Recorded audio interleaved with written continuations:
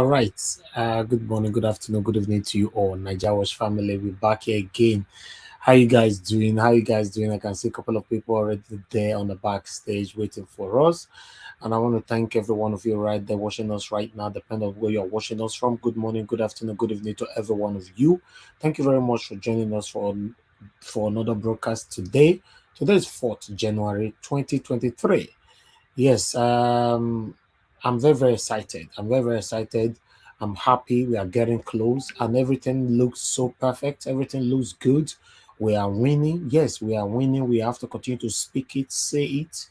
Yes, embrace it. We are winning. We are winning. Yes, more endorsements are coming. We have another endorsement to showcase to you today, and there are more coming.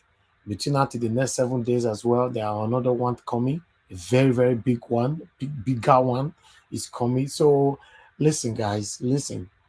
None of us, absolutely none of us, will labor in vain. We are doing this for our future. Remember, we're not doing it for Peter Obi.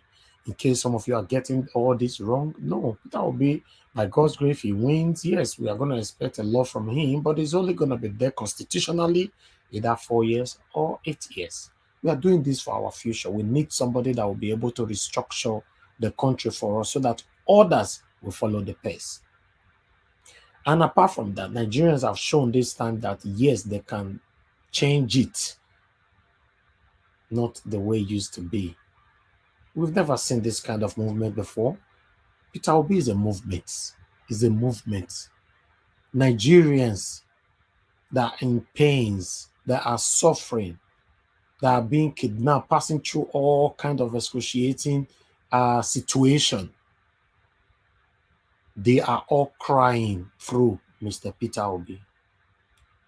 They are all crying through Mr. Peter Obi. And we are very, very close. If you check media right now, Jesus is all about my principal, Mr. Peter Obi. Even the satanic PDP and APC spokespersons, if you bring them there, they don't have anything to say. They are all confused. All of them are confused right now. They don't know what to do. The pressure is much on them. The pressure is more, in fact, is hitting them hard. Even though they are not accepting it, the pressure is killing them. They are at this particular moment, they are asking themselves, what is going on? Why is it Peter Obi everywhere? Obasanjo endorsed Peter Obi. Chief Edwin Clark endorsed Peter Obi. Babangida is about to come out, he's warming up. As I tell you so, General Ibrahim Babangida, the bath in the shower. In the shower, in the bath. Yeah, the iron the cloth we want to come out, can do press, press conference for Peter Obi and more. Why can't you just join the train? Join the train. Why are you still deceiving yourself? Yes, you they watch me now, I know. You don't like us, I know, but you always follow us. But I'm talking to you right now that I don't hate you. I like you. You are Nigerian. I want us to have a better country. Join the movement. Stop deceiving yourself. You and I know that your satanic principle, you know if you do anything in Nigeria. Which one are you talking about? Are you going to talk about Atiku, who was the vice president for 8 years in Nigeria? There's nothing good about him that we can talk about. Or are you going to talk about Tinubu, who is still part of this satanic government? Tinubu is still part of this satanic government. He has been there for almost 8 years now. What has he done? Why are we deceiving ourselves? Why? Let's face it. Join us. Because if you don't join us now, I don't know what might happen tomorrow.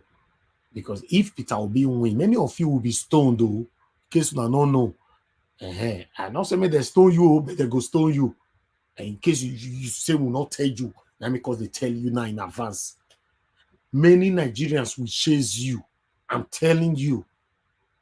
If you are elder statesman, if you are a young man, if you are a youth, anybody, any kind of category you find yourselves, and if you don't support Peter Obi now, you will be stoned. You know, say some Nigerians now they forgive. Oh, Atiku ruled for 8 years, could not do nothing. Even the money that the president gave to him to give Nigeria light, Atiku embezzled the money. They asked and said after the whole 8 years, nothing was achieved. Many of you don't see that video now. What are we talking about? Let's face the reality. Like we all, the consecrated obedience, are already doing. We want a better Nigeria. Join us. Let's watch Atiku when they ask him buy electricity. Very emotional about it because I believe. See what they talk. I feel very, very emotional about it. Yeah? They ask you $16 billion for electricity. What you use and you say, I feel very, very emotional about it. Listen to him. I feel very, very emotional about it because I believe if we had handled the issue of electricity when we were in office by 2005, we would have provided enough electricity for the people of this country. But unfortunately, we did not follow that route. We left, nothing was achieved. We left, nothing was achieved. We left, nothing was achieved. Jesus. We left, nothing was achieved. Until now, nobody asked these people question. Nobody. They ask them question. You come to the public to say 16 billion was squandered. You left, nothing was achieved, and you are still living. You have the guts to come back, that you want to rule again. You want to become the same country. The president. Now slap for our face now. How could they talk and well? Now slap. Now slap. Sad. Let me quickly acknowledge those of you on the comment section so we can move on, because we have a lot to talk about today. Use the link right there. Join us and let's talk about the things that's affecting us. The link is right there on the comment section. Click on it and join us here. I can see mother of all, Mommy the Aspera. Good evening to you, Mommy. Thank you very much for joining us. I appreciate you always, always, always. Okay, I can see Mr. Johnson, Emmanuel, Mike Rabo. Good evening to you. Mike Akyombare. Good evening to you. Thank you very much. Raymond Osas, good evening to you. Thank you very much, my people. Happy New Year to every one of you right there. I can see Harry. Thanks for joining us. Good evening to you. Promise Idobuze, I can see you right there. Peter Okoko, I can see you. Good evening, good evening, good evening, my good people. Appreciate you all. I can see Harry Thomas is right there. Anita Mia, see you right there. Juno Baseki, good evening to you, madam. Thanks very much for joining us. I appreciate every one of you. Christopher Otasowie, I see you right there. Good evening to you. Shola David, I see you right there. Good evening to you. Thank you very much, my people. I appreciate every one of you for your enthusiasm, for your belief, and your energy. Thank you very much, my people. I can see Josephine Serere. Thanks for joining us. Good evening to you. I appreciate you all. I can see God Sent is right there with us. Thanks for joining us. Good evening to you.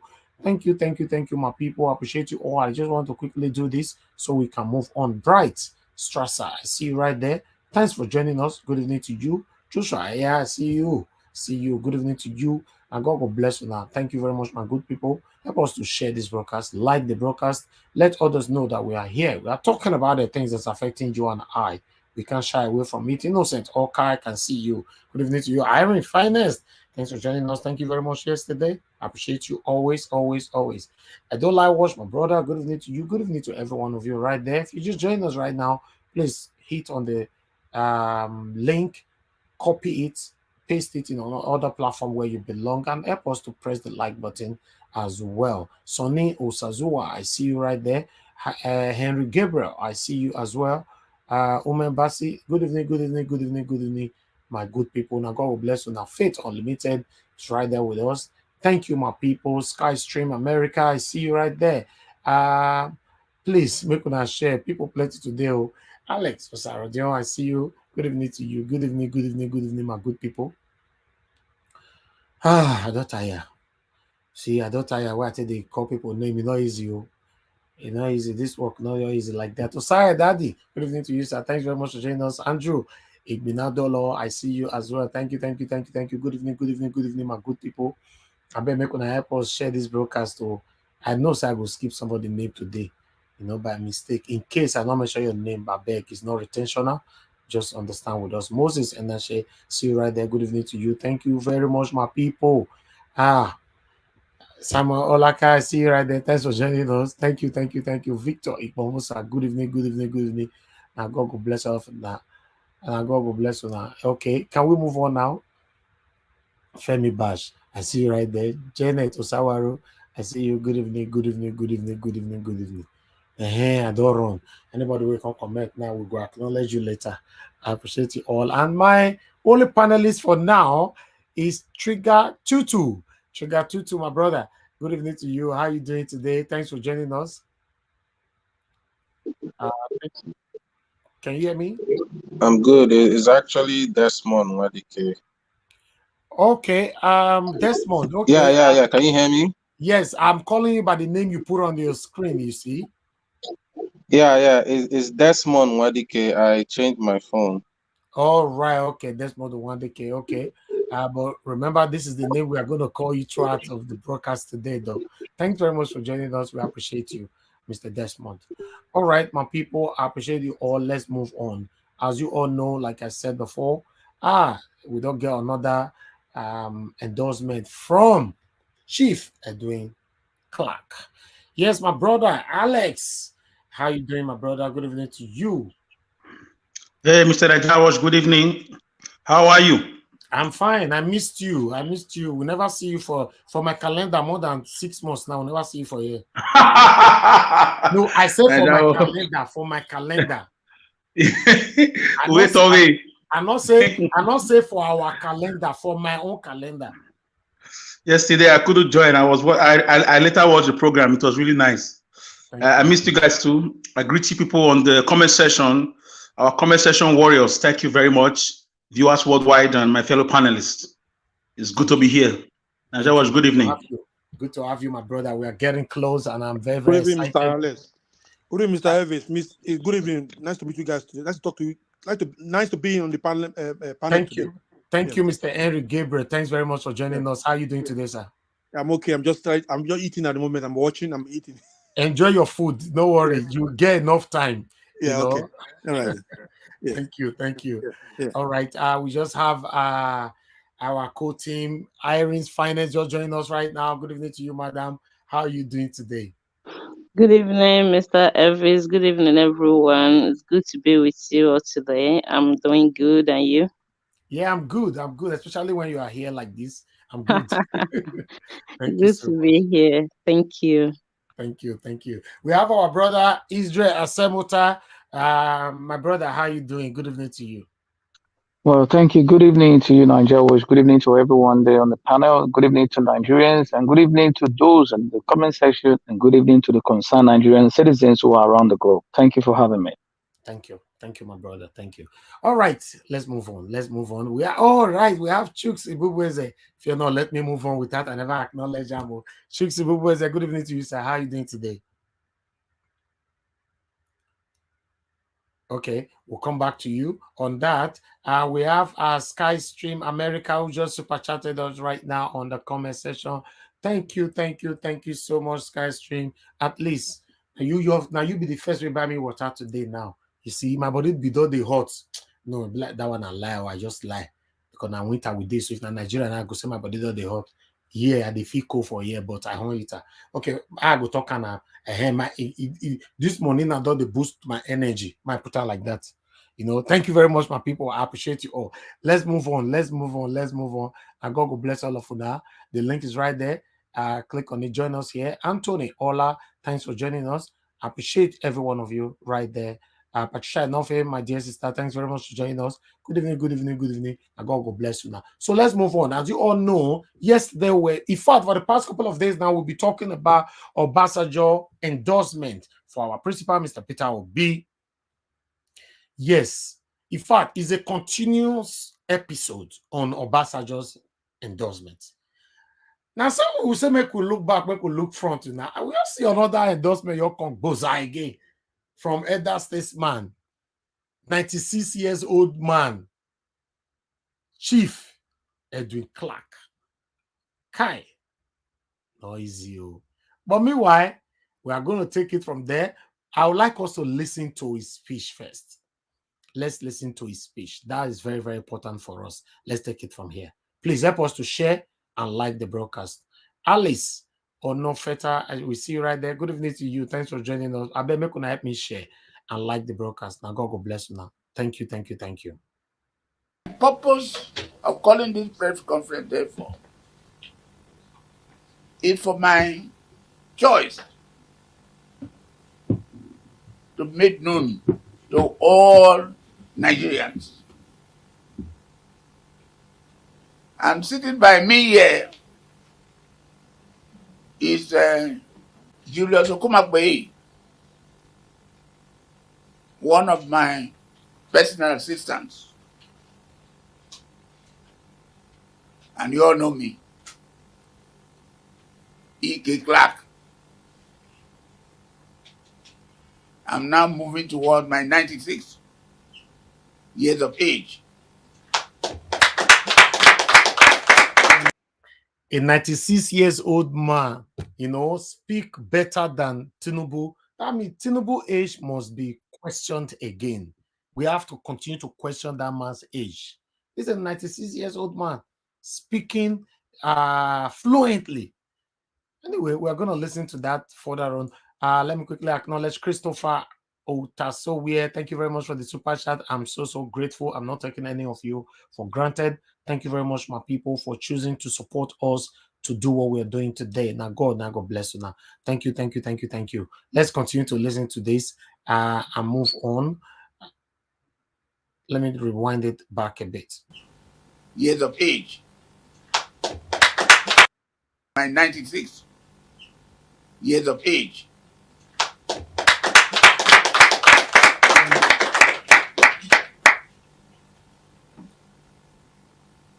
I know you'll be strong enough. God will give you strength, a new strength of life, courage, wisdom, strength, for you to move along with me. So that when I'm at 96, you should count one more year to your age, until it pleases the Almighty God to take me away. I have already drafted my speech, my short address, and I would like to call upon my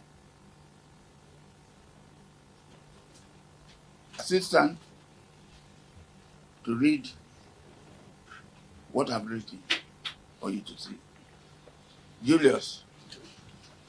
Pressman, is it when he's sitting that you will hear it better? Isn't it? Yes. Okay, go on. Read it out. Thank you. Peter Obi, my choice for the 2023 presidential election by Chief Dr. E.K. Clark, OFR CON.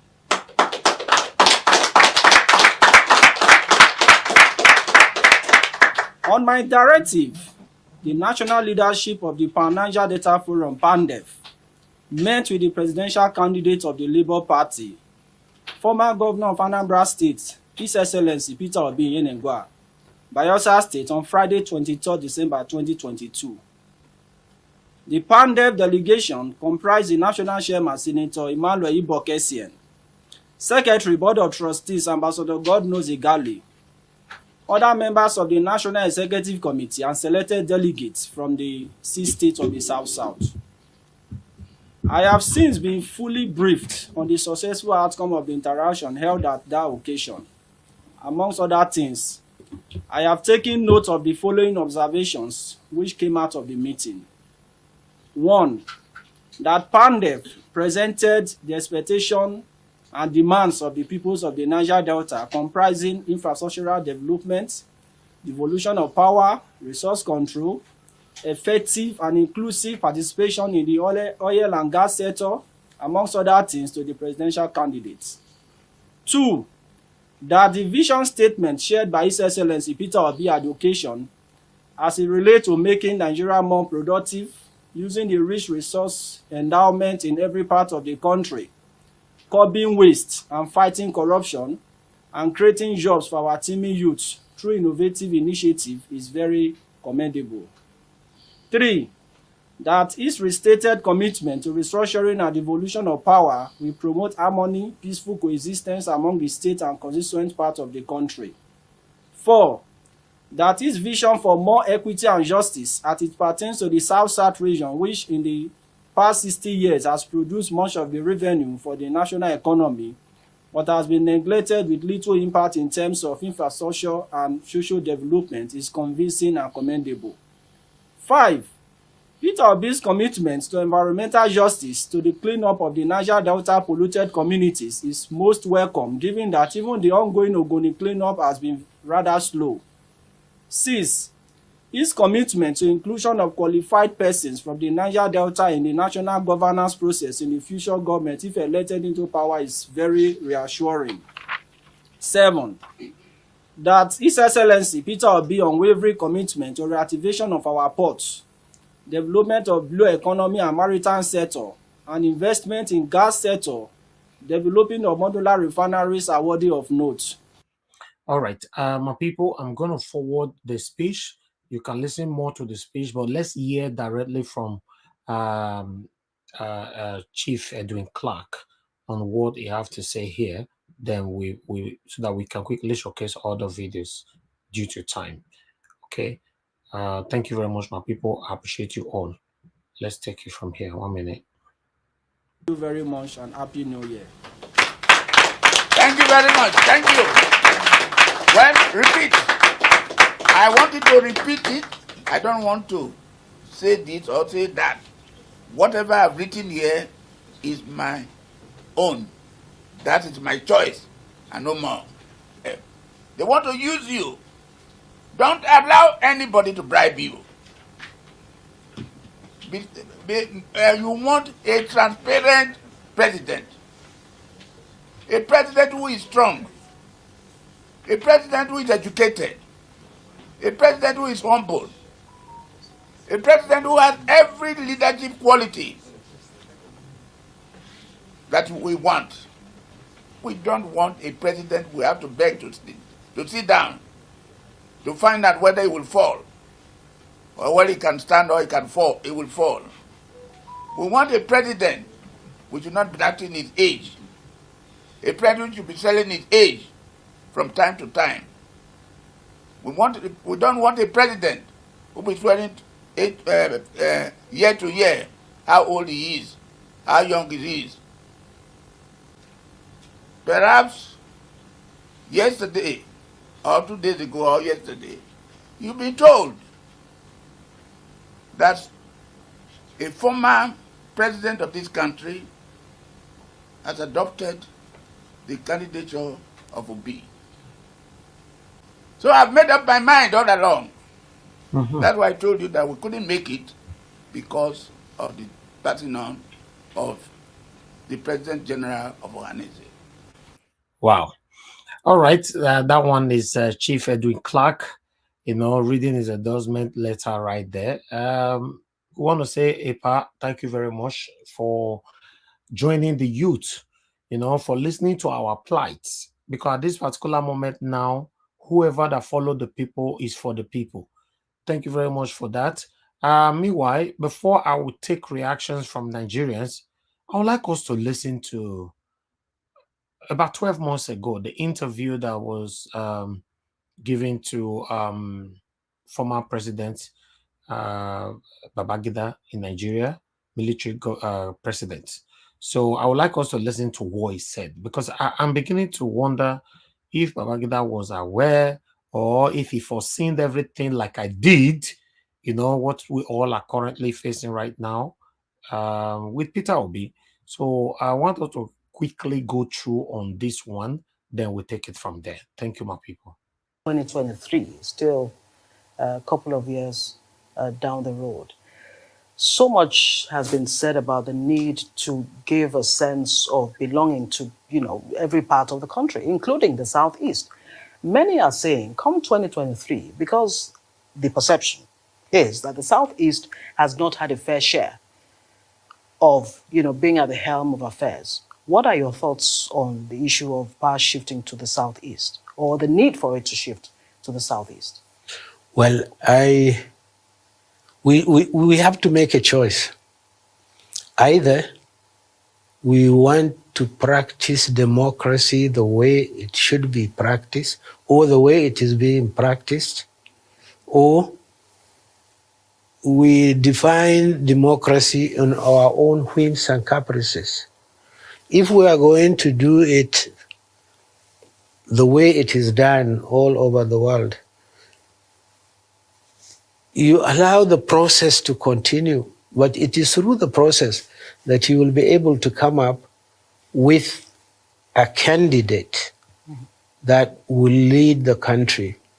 His qualifications, his beliefs should be known to Nigerians before somebody ever throws his hat into the ring. Regardless of where he comes from, are you saying? Regardless of where he comes from. Are you saying that Nigeria at this time should jettison the idea of zoning or power shifts and all of that? Whether we do it now or we don't, we will have to do it. Time will come when somebody will imagine this country. He is from Ukbila or from Mina. The thing is, he is known, everybody knows him, everybody tends to accept what he believes, and then if he throws his hat in, say, oh, yes, I had that name up before. Why not? I have started visualizing a good Nigerian leader. Who is that? A person who travels in this country and has a friend virtually everywhere he travels. He knows at least one person that he can communicate with. A person who is very vast in economic because of the development. And then a good politician who should be able to talk to the Nigerians and so on. I have seen one or two or three already. Young, middle-aged, elderly? 60s. In their 60s? Yeah. You think that person should emerge in 2023? I believe so, if we could get him. The person who should run the country must have the following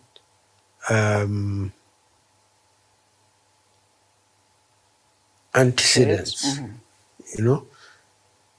If he doesn't believe in Nigeria, we wouldn't look for him at all, because we wanted a Nigeria, and this is what we kept on saying.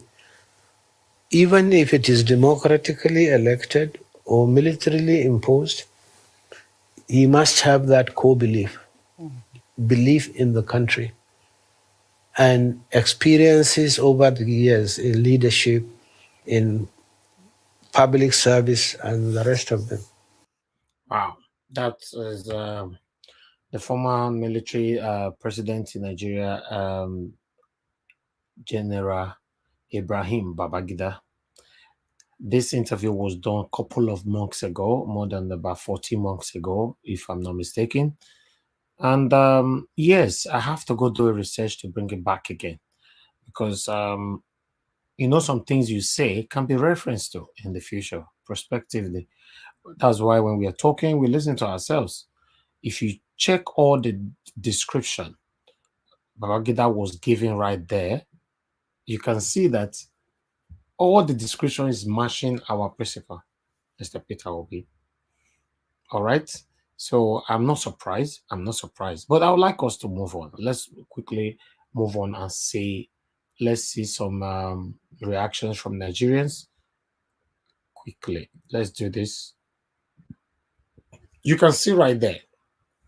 God bless you, Mr. Edwin Clark. May your days be long, sir. Posterity will show you kindness, and your name shall be written in the sands of time. A new Nigeria is possible. That's reactions from Nigerians. Why we have a longer one right here. The establishment politicians in PDP and APC do not yet understand that Peter Obi is just a face for the deeply frustrated and tired Nigerians, masses who are desperate to see things change. It has become very obvious that the political class is not aware of the temperature of the nation right now. They do not understand the deep level of hardship, frustration, and anger brewing in the heart and mind of so many ordinary Nigerians. As a matter of fact, the selfish and wicked political class that have brought our country to where she is today should actually be praying for Peter Obi to win, because if he doesn't, there truly may not be any stable and safe Nigeria left for them to even live in, let alone govern. Wow. Peter Obi is the true change that many deeply frustrated Nigerians see as their last hope. In capital, it's the last hope. I say this here all the time. Take it, their last hope, away from them, and then see what a man without any hope can do. If you take it away from them, then see what a man without hope can do. This is what my brother as well, Alex, normally say. For any reason, these people manipulate this election, the results. This is what this person is saying here. That is when you will see what a man without hope can do. Because we all have been pushing to the wall, right? Yes. So let me continue. For so many Nigerians, especially the youth, Peter Obi is the difference between sanity versus insanity. Anyone disregarding this warning is truly and totally out of touch with the realities of our time. May history be kind to OBJ and Pa Edwin Clark. Wow. We have another one here. Jesus, 96, and he speak and sound more strength and fresh than Tinubu. God will keep him until this nation is good. Amen.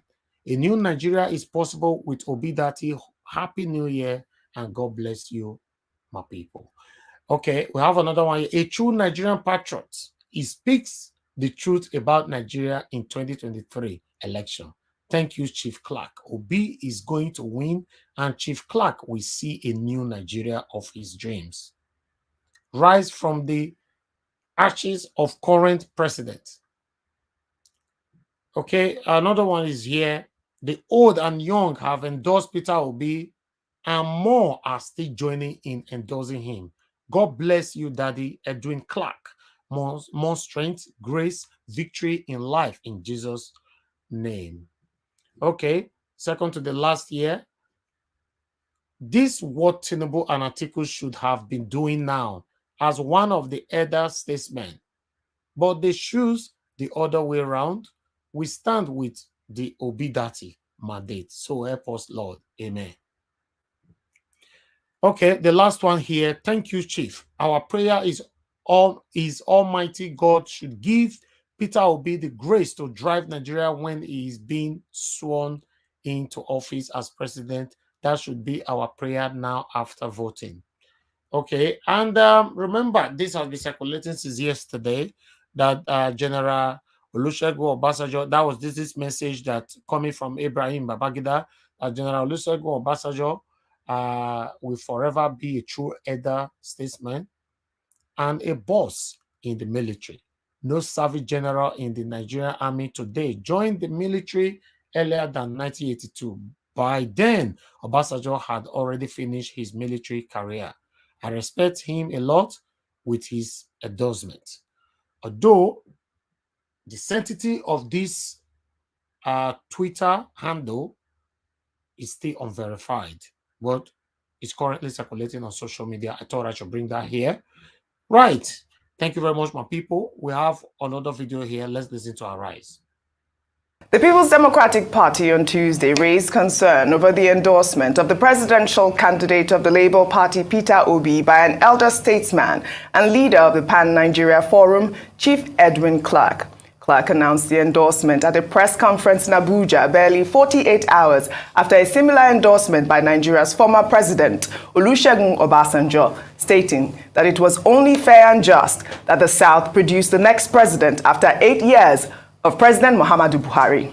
On Tuesday, PDP's Deputy National Publicity Secretary, Ibrahim Abdullahi, stated that Edwin Clark's endorsement confirms that the party must reconcile with the G5 governors. In the meantime, the governor of Benue State, Samuel Ortom, has backed Obasanjo's endorsement of Peter Obi. In a statement, Ortom noted that the former president was right in his choice of Peter Obi as the right candidate to win the election and provide the leadership that Nigeria desires. Let's take some reactions. Well, this is from Freedom, who wrote, "Wonderful, very much expected. Mr. Clark couldn't have done otherwise because he has been known to stand for equity, justice, and fairness." Waiting to read more endorsement from Ibrahim Babangida, General T.Y. Danjuma, JEJ, celebrities, and other revered Nigerians. Nigerians can't afford to miss this chance. Well, Mavis wrote, "Sir Edwin Clark is an Ijaw man from Delta State. He left their son, Okowa, to endorse Peter Obi. Obasanjo endorsed Peter Obi instead of Tinubu. Ladies and gentlemen, 2023 is beyond tribe. It's solely about credible leadership." In the meantime, the campaign office of the presidential candidate of the People's Democratic Party, Atiku Abubakar, described the recent outburst by the governor of Rivers State, Nyesom Wike, as a man dancing like a village masquerade. The Rivers State governor, in reacting to Nigeria's former president Olusegun Obasanjo's endorsement of Peter Obi, said that there is something fundamentally wrong if Atiku Abubakar cannot get the support of Obasanjo, who was his former boss. In a statement tagged Wike's nonsensical gaffe, the PDP, in an apparent reference to a quote in the Bible, labeled Wike as a governor who was once a shining light in his party that has now thrown caution to the wind to become a laughingstock. But Frank Shaibu, the special assistant, public communication to Atiku Abubakar, said, "Every day, Wike dances like a village masquerade on live television, entertaining Nigerians with the same boring moves. He acts like a failed TikTok comedian, desperately trying to amuse Nigerians with the same platitudes just because he lost the primary and also failed to emerge as vice presidential candidate of the PDP." As I watching me on television now, it is painted. So, and it is sweet. When they see me appear like this, it is painted. And I promise them, I'm here to bury them. As he depend them, he dey sweet us. As he dey rent us, he dey pay. Oh yeah, say as he depend them, he dey sweet us. As he dey sweet us, he go dey pay. Hey yeah yeah, as he depend them, he dey sweet us. As we get there here, he go bury them. Lord, we lift your name higher. Lord, we lift your name higher. Lord, we lift your name higher. Lord, we lift your name higher. Lord, we lift your name higher. Above every other name. Above every other name. Lord, we lift your name higher. Lord, we lift your name. Lord, we lift your name. So we clip pepper down. I say pepper down. Which are designers to pepper down. I say pepper down. Finger rich make pepper down. Oh yeah, say pepper down. Your designers to pepper down. Oh yeah, say pepper down. We get you are better than the best. Just a little entertainment. I'm still waiting for Nyesom Wike to dance Buga. Dr. Abati, over to you. The way we are carrying on in this country, I think one of these days we should organize a dance contest. Yes. Between Senator Adeleke, the governor of Osun, and Nyesom Wike of Rivers State.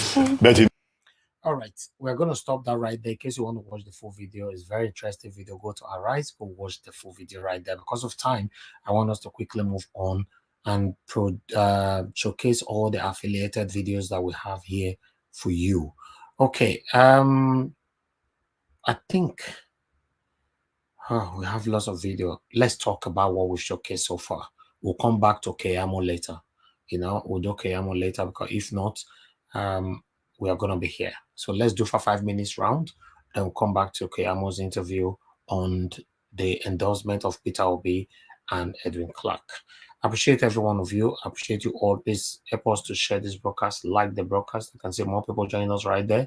Thank you very much for joining us, everyone right there. If I have not mentioned your name, BTV Niger, thank you very much for joining us. To Niger, I see you right there. Thanks for joining us.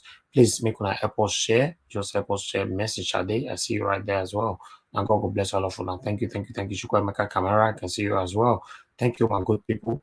Thank you, Vincent. I see you right there. Big Uyi as well. Thank you. Sagovo Kongai, thanks for joining us. Musele Odalo, thanks for joining us. Thank you, my people. Help us to share, like the broadcast. Okay, let's talk on this for 5 minutes, because we're going to have another segment, but we all have to stick with our 5 minutes. Asamata Bright, good evening to you. God bless you, sir. Thanks for joining us. Okay, meanwhile, yes, on Asiam, I say the dance way we did do break for weekend. Nah, it don't the trend now, not be small thing. But I would like us to quickly take that at least 20 seconds break again with Wicked Designer. Then we start. Yes, so we can pepper them. Pepper them. With your designers, you pepper them. Pepper them. Bring your rich, make you pepper them. Where you say pepper them. Your designers, you pepper them. Where you say pepper them. Pepper them. Bring your rich, make you pepper them. Where you say pepper them. Your designers, you pepper them. Where you say pepper them. All right, thank you very much, my people. I can see more people trying to join us right now. I'm sorry that the screen is already filled up. Yeah, but don't worry, stay behind. If anybody loses their spot, then you can take the spot. Okay, but for now, let's quickly do the first segment. I'm going to be starting with Mr. Desmond. Mr. Desmond, thank you very much for joining us. What's your take on what we showcased so far? Yeah, good evening, Niger Watch. Good evening, everybody. Good morning, good afternoon, wherever you're chatting from. Thank you, Mr. Niger Watch. I've not been up for a very, very long time since I traveled to Nigeria. So it's been how was the trip? it's been okay. I wouldn't say. I mean, Nigeria is a bit. I don't even know how to explain it, but it's a bit crazy sometimes. But it's been fun. It's been fun so far. Okay. Yeah. So about the discussion today, endorsement. Everybody is getting endorsed. I would say this endorsement is a positive thing. It's really a very positive thing. But there's gonna be a but there, because I try to be objective when I talk. The reason is Obasanjo has endorsed, Edwin Clark has endorsed. It's all good and fine. But the way I see it is the endorsement really gonna carry a lot of weight? Are these endorsements gonna carry a lot of weight in the South? If I'm being honest, I would say no, it wouldn't really carry a lot of weight in the South, because the South have already made their choice. Because I mean, Lagos, the Southerners, South, Okay. Southwest, and South, they already made their choice. What's their choice?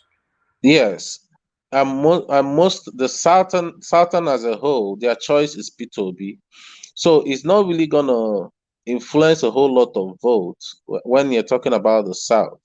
The Southwesterners, the tribalistic ones have chosen Tinubu, understandable. The ones that are educated and know what they want have chosen P2B. All fair, all good and fine. Do you get? So I think the endorsement that Obasanjo and Edwin Clark are making right now is to push P2B down to the north, which is what we want, down to the northern side, which is where I feel like Obasanjo, Edwin Clark can actually, go there the Northerners respect Obasanjo so much. They respect Obasanjo. If Obasanjo comes out to, because he actually was the part of the people that conquered Biafra during the time of the war. So the Northerners respect Obasanjo a lot. So if they actually can follow P2B to some of the rallies in the north, I think it's gonna pull a lot of votes, and because the Northerners are still afraid, some of them are still afraid of the Southeasterners' vote, whether it's gonna start bringing up this Biafra, whatever. If Obasanjo can go and tell them, because he's one of the people that fought the war, go and tell them, no, this man is pan Nigeria. Whether if you guys vote for him, you don't have to be afraid of the Biafra, whatever, and all that stuff. I think the people sitting on the fence in the north is gonna push towards P2B, and that is what I think about this endorsement, and I feel like it's the reason why this endorsement is coming. It's not necessarily for the Southerners. I think it's for the Northerners. Mr. Niger Watch. Okay. All right. Thank you very much, my brother, for your own submission. But I believe we're going to have 1 or 2% that will be responding to that. Thank you. So I'll come back to you. All right. Let us quickly move on to Mr. Alice. Mr. Alice, what's your take in 5 minutes? Thank you, Mr. Najawas. Thank you, my fellow panelists and viewers worldwide. Those on the comment section, I salute you. First of all, I want to say that, let me start with Wiki. First of all, let me correct an impression from the last speaker. Biafra was not conquered. It was no victor, no vanquish. So that was what was said about the war. So using the word Biafra was conquered is not politically correct. You can make your research. No victor, vanquish. I'm sorry, I'm a Biafra. Yes, Biafra. I know, and I read about Biafran history and the Biafran Civil War too. And that was what led to the creation of the NYSC, which was made my dear brother, it was no victor, no vanquish. Go on, said it. That's what I'm telling you now. It was the word, yes. I know it's no victor, no vanquish. But if you're fighting with someone and he surrenders, that means you conquered the person. You and I are not bigger than the authorities that said no victor, no vanquish. For the sake of those watching the program, we must go according to how it is written. So, and if it was conquered, why are they still coming up now? Anyways, that's something else. So for next time, that's why NYSC was created, to reintegrate the whole nation together, and the Tiri capital arrows were also instituted. The rehabilitation, reconstruction, and reconciliation. So there was no victor and there was no vanquish. Anyways, I want to start with Wike and Atiku and PDP. I hope all of us are learning now. And I hope the political gladiators of the Nigerian political cinematography, they're all learning now to give to Caesar what belongs to Caesar. And I'm sure Wike also have learned his lessons to run away from money politics. Because I was not happy with him, the way he was financially, he became a rascal with government money, with the role he played in that, very fierce PDP primaries. Even though Atiku did not have the moral wherewithal, the moral right to run, because according to the PDP constitution, zoning, it is a gentleman's agreement.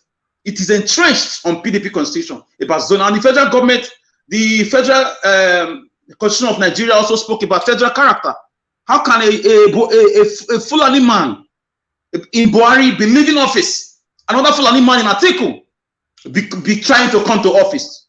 That is insensitive. That is very, very, is testing the patience of Job. The rest of the country did not escort Fulanis to this war. They are not the only tribe in this country. So Atiku should have respected that. Even if Wike did not win, I'm not supporting Wike, hook, line, and sinker. But I'm supporting him that he was able to fight against somebody of the political might like Atiku Abubakar. So Atiku should know that it's not everybody. You know, the so-called political godfathers can always push around. Not every governor, not every senator is a chicken. Some governors are chickens. When the northern people breathe, they start shaking. Look at Wike. He has sustained. He has been able to sustain the fight. He has played the politics of the game theory. He has won over to his own side some fellow governors who also are commanding some circle of influence. Politics is all about number and the people's will. So Wike has played a successful politics in dismantling PDP and destroying Atiku's presidential ambition. So this is very important, so that next time, in any situation you find yourself, let justice, let's decorum, and also let tranquility prevail. Let me go to come again. Yeah, I said you address the endorsement because of time. Yes, I'm going. Yeah, I still have 2 minutes. I'm watching my time here. I still have two minutes more. Edwin Clark, for me, his endorsement, I saw it coming, even if I didn't mention his name. But Edwin Clark is a Nigerian nationalist, a jaw leader, and a politician from Delta State who worked with administrations of the military governor Samuel Bemodia and the head of state General Gowon in 1966. Between 1966 and 1975. So he is an elder statesman. He has been in the Nigerian political history for a donkey years. So I told you, Mr. Najawash, that Obasanjo was talking to Babangida already. A lot of them are coming out. Theophilus Danjuma. So this man is not just an ordinary man. He's educated. At his age, God has granted him good health, sound mind. He can still read, and not like you said, we have to question the age of Mr. Ahmed Bola Tinubu, who claimed to be 70, and we can see what is happening. I don't want to mock anybody with his health, but should stop disgracing himself. So Edwin Clark endorsement, for me, like the previous speaker said, I will join him there when he said the endorsement does not really win vote, but they are just trying to come into what we have already done, because they know that the whole Nigeria is already with Mr. Peter. It's obvious to the blind. It's visible to the blind. So they've been elder statesmen who want the best, who probably have made blunders in their youthful age. The likes of Obasanjo, Babangida, Edwin Clark, and so on and so forth. These guys also contributed to the problems we have in this country. A lot of them have conscience and they are alive.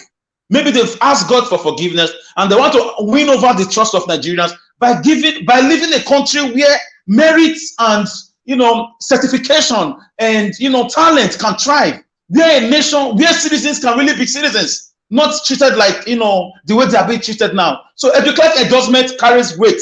Though the youth already knew what they wanted from like 3-4 months ago when Obi started, everybody was with him. They just want to let us know that they are with us, because they know if anything goes wrong, like somebody reacted, they are not going to be spared. Also, during the NSAS, you saw Obasanjo who was already running, to the airport to catch a plane. So at that old age, it's not time to keep running around. So his endorsement is a good one. Thank you. Thank you very much, my brother. Thank you. All right, Mr. Henry Gabriel, please use your 5 minutes. Talk to us, sir. Okay, maybe I will not use 5 minutes anyway. But meanwhile, what do we expect? The endorsement from our elder statesman. This is normal. It's only a fool cannot endorse Peter Obi. It's only a fool. I was waiting for this for a very long time, for them to speak out. What are they waiting for? But I'm very happy. This is a plus for us too. But if you look at out of all the presidential candidates, Peter Obi is more qualified than any of them there. Kokwaso by himself will be biting his fingers now. Why did I refuse to become vice president? He will be biting his fingers right now. Peter Obi have everything it takes to change that country. It cannot be a miracle overnight, too. It will take gradually process. But he's the right person to heal this sick nation. Nigeria is sick. Mm-hmm. We don't need sick persons to come and rule us. That is why I'm very, very happy when I heard this news about our Edwin Clark and Obasanjo. These are people who serve the country, even though they serve it in a bad way, in the good way, but at least they contribute a lot for the development of that country. What I'm waiting for is so-called our celebratory, what they call them, all these superstar, what they call themselves. They could not have balls enough. They don't have the balls to come out boldly say, I support Peter Obi or I support this person. Only P Square. I give Bozak for P Square. They came out as a man. All we are looking for, we're not praying this time. All we are looking for a better country where we can call home. Exactly. When you go home, you will sleep and wake up with your eye closed. You sleep your eye closed and wake up. You wake up everywhere will be like in Western country. You have 24 hours electricity, good health care, good road. We don't need much. Nigeria don't need much. We are hardworking people. What I'm just waiting for now, Mr. Evis, I'm just waiting for these days when they are voting. Yes, we are getting close. We are getting close. My body, my stomach is turning me every day. I'm looking forward to see my president. Not all these jargons, men who don't want Nigeria to move forward. Exactly. If it's Nigeria is a country that's moving forward, if it's Nigeria is a country, somebody like Atiku should be stoned in the street. Sorry if I use this word. Let me take it back. If Nigeria is a country, somebody like Atiku will be rotting in jail now. You cannot try such thing in China. They should give Atiku like Atiku, Tinubu, China judgment. In a country where we have so-called democracy, somebody will be carried below van in his own house. Nobody say something about it till today. And they want the same person as a president. As a president. And some fools who live in Western country where they have 24 hours electricity and they have a good road, social amenity, good health care. Everything government is working, and you see who have their guts to come out to say, I support Tinubu is better than Atiku and Obi, or I support Atiku better than. Are they sick? Thank you. It's okay. Let me withdraw sick. I don't know if it's against your. Is something wrong with them? I'm really, really, really, really happy. My father is 98 years now. You hear me? He's been talking about. He said he's gonna vote. He's gonna go out that day to go and give his own vote to Peter Obi. He want a better country for you people. This is what he was saying. My father is 98. He can speak thousands better than Tinubu. When I'm talking to when he comes sometimes when we interact, I'm talking to my friend. Where he interrupts, not like Tinubu. I think cannot even answer questions. Obi is too overqualified to rule that country. Nigeria is a sick country. We need a 80 person with mentally and physically otherwise to rule that country. Thank you. Thank you very much, my brother. I appreciate you. Thank you. To be honest, I like the part where you said your father at the age of 98 is already, preparing to go vote, at least for us. He's not doing it for himself anymore. He's going to do that for us. That's wonderful. Thank you very much. Let's take a call. They'll move on. Mr. Osaretin, thanks for calling us. You have 1 minute. Please go straight to the point. Talk to us. About the endorsement, I said it's a welcome idea. Yeah. It's a good development. Although most people might be criticizing it that it's just one vote. There's no way. It's more than thousands of votes. It's just like you. You have people that you can influence, even without telling them what to do, because they see you doing it. They will follow you. Yes. That's just it. So then trying to minimize it is just it. Obasanjo is a world class, not just Nigeria alone. There are many people that might be having that ever since then, just because of what he did.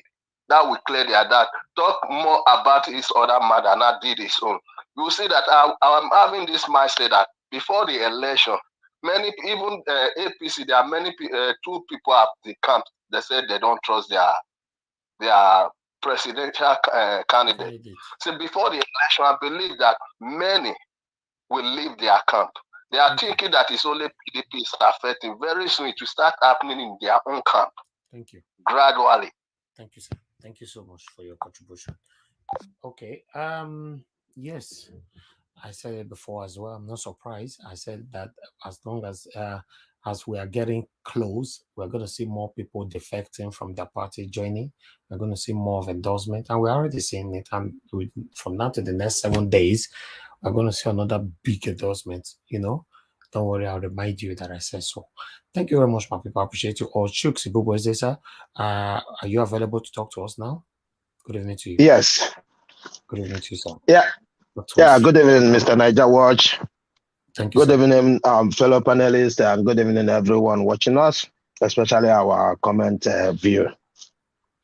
Yeah. The endorsement of Clark is a wonderful piece of and in a way I like him. It's just like Obasanjo. He never do anything without putting it down on paper so that he will not be misquoted. So I just I know his his ways of doing things. I know he's ever gonna come this far to endorse Mr. Peter Obi, because all the things Peter Obi used in campaigning, is on his card. As always, he always make it clear that the best way is to put the resources on the hands of the people to manage, having diverse leadership. Because I listened to the video you played about Babangida. It said this is the problem. Babangida is one of the problems we have in Nigeria. The likes of him, he come out now, talked about he doesn't support zoning. This is the first time I'm hearing him saying he doesn't support zoning. But while it suits him, he was supporting this thing. Who gave him the yardstick to? What yardstick does he use in measuring who is a patriotic Nigerian? I mean, these are the kind of languages when they use, people don't understand them, because you come out and say that person must believe in Nigeria. What yardstick does he have to measure who believes in Nigeria and who doesn't believe in Nigeria? Has he left what is it called Mina to go and live in another part of Nigeria? Because for me, that should have been the first yardstick for you to say you are a true Nigerian. So I don't waste time in people like him. We are waiting for him to see where he stands, because right now his likes are making statements. And I heard either Festus Keyamo or one of these APC men is saying that Obasanjo was the only former head of state that endorsed Obi. So we are waiting for them to come out and endorse. Let them show us the type of Nigeria he wants to see. Because I'm disgusted with that statement. Very, very disgusted. And right now, we have competent people. Not just Mr. Peter Obi. There are few other competent people that are there. So we want him to come out and tell us the kind of Nigeria he wants to witness. Because this is the time. This is the time. If he's saying, okay, zoning is not good enough for him. Right now, we don't talk about, in fact, 90% of Nigerians don't talk about zoning right now. So we want to hear his voice. We want to know where he belongs. And where he belongs will tell us the kind of Nigeria he is looking up for. Thank you. I yield here. All right. Thank you very much, Mr. Shooks, for sticking within your 5 minutes. Thank you, sir. Okay, I'll move on now to Madam Irene. Madam Irene, please talk to us. Good evening to you once again. Yeah, good evening, Mr. Elvis. Good evening, everyone, all the panelists, people in the comment section. Please help us to share and like if you're just joining us, and support us as usual with our super chat. Thank you. Before I continue, I saw a comment in the comment section. I am emotional about it because I am somebody that always preach that we all need each other to move the country forward, and one vote matters a lot. Because as we're talking here right now, if Atiku or Tinubu use one vote to be more than Peter Obi is out. So why am I saying this? A brother in the comment section a few weeks ago, we were chatting together. They was telling us how he's from abroad, telling the fiancé to get a PVC to collect her PVC.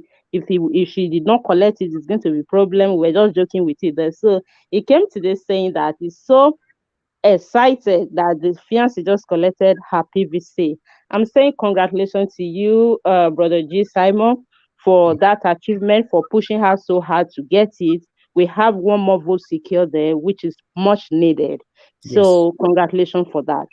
That being said, I want to respond to Mr. Two Niger as well on a comment he made earlier on the comment section when Mr. Alex used the word that they used during the Biafra Nigeria war.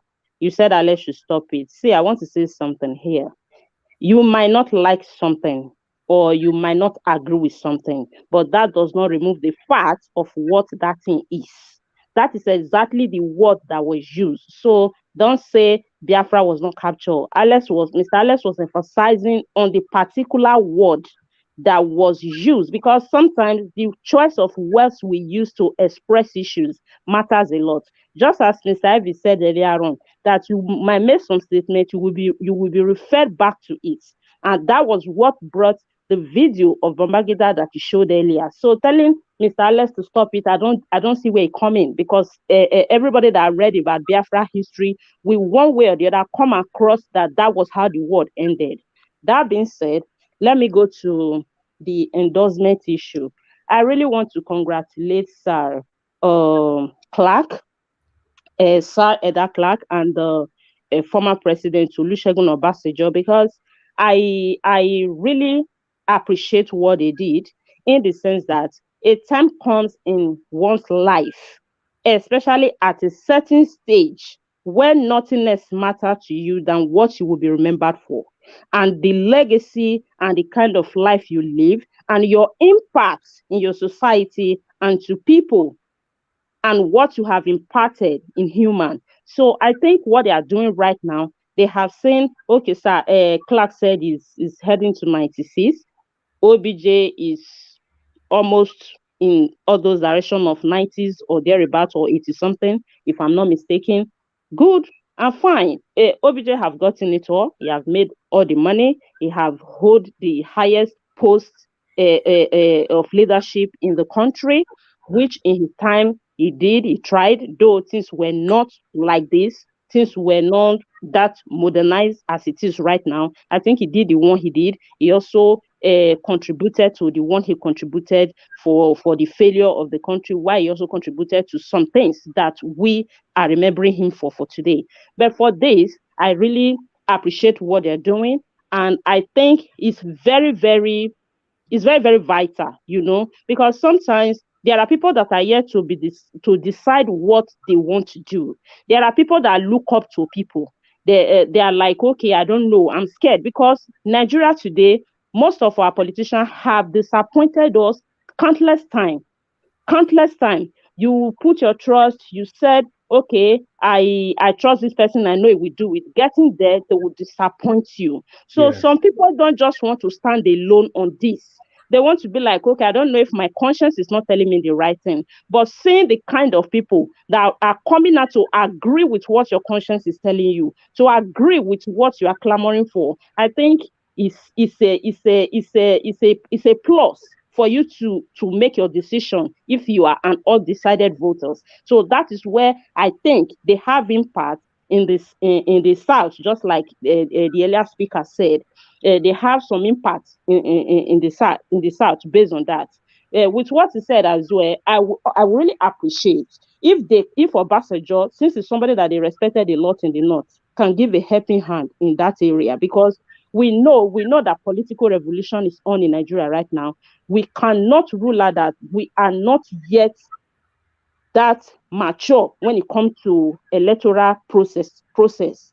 We cannot use the revolution right now to just judge the change of Nigeria until we get the result of this revolution that is happening right now, because it's first in history in Nigeria political space. So we need to get it right. We need to push this revolution to make sure we meet our mandate. So by so doing, all hands should be on desk. I appreciate if they can do exactly what Governor Wike said the other day, that he's going to move state by state to campaign with anybody that is endorsing. I think it's going to help a lot in these people that people are looking up to. In the area of our celebrities, I know quite a number of them have endorsed Peter Obi. Some might be more louder than some. We still expect more to come out. We still expect them to come out, because if they feel they are comfortable, nobody is comfortable enough in a polluted atmosphere like Nigeria, in the way Nigeria is right now. Nigeria is sinking. So I think it's really a right time, because we have no time. Time is not our friend right now. Everybody should come out and endorse and do whatever they can do. Referring to Atiku and or somebody from PDP that said Wike is dancing like a entertaining masquerade, or whatever the statement they use. Sir, I want to let you know, anything you like, call Wike. Wike right now is one of the prominent political pillar we have in the South, in the sense that he's doing what so many politicians in the South cannot do. He's stepping on toes. He's revealing secrets. He's doing what he thinks is suits him, irrespective of who is who in the party where he belongs. I think that is a big plus. He dance, he doesn't dance, that is not our business. If he dance, he entertain us, we laugh over it. And at the time to get serious, we get serious with him. So I think what Wike is doing right now, you people are saying that thing because he's destroying you people political ambition. Wike is playing the game. He's telling you people that you can't treat us this way. He's playing politics, and at the same time fighting for what majority of South has been thinking. We are tired. We can't continue to be second class citizen in our own country. We can't continue to be slaves to the Fulani. You can't continue. I come across a Sun newspaper that somebody posted in Twitter the other time, where article was saying that APC is his last bus stop, that it's not a new article. Then after APC, now you are back to PDP, telling us that the Southeast presidency, for example, when he was campaigning there, that it will come from you. My dear, we are not fine. You people are playing zoning politics. Right now, we're not talking about zoning politics. We need somebody that can take us from this sinking position that we are right now. So we need everybody. If Wike is coming with us, he's welcome. So calling him masquerade or whatever name you want to call him is not our business, and we don't even really care, and I don't think Wike cares about it. So care about yourself right now, because your political career is the one that is fast sinking and dangling around like a masquerade. Thank you. But I don't shake table. All right. Thank you very much. Thank you. I like that last statement. That's wonderful. Okay. My brother Israel Semota, please talk to us. It's your turn. Thank you very much, Mr. Naijawach. Good evening once again to everyone on the panel, and good evening to those in the comment section, and good evening to the concerned Nigerian citizens. Well, I will still stand by my words, and I'm going to give kudos to the men and women of the Nigerian citizens, those who have suffered, who have died, for the sake of democracy to reign, for the sake of hope to shine among those who have never seen the hope. I will give kudos to them for doing all they can to make sure that everybody understands that the simple thing that we can get is a proper true democracy. I like the fact that people are coming to endorse Obi. Do I know Mr. Edwin Clark? Yes, he's a nationalist from the Ijaw side. He has done well for the Nigerian people. He's an elder statesman. But what I think is that you Nigerians were the one who has made these people realize that a proper system, just, fairness, transparency is what we need.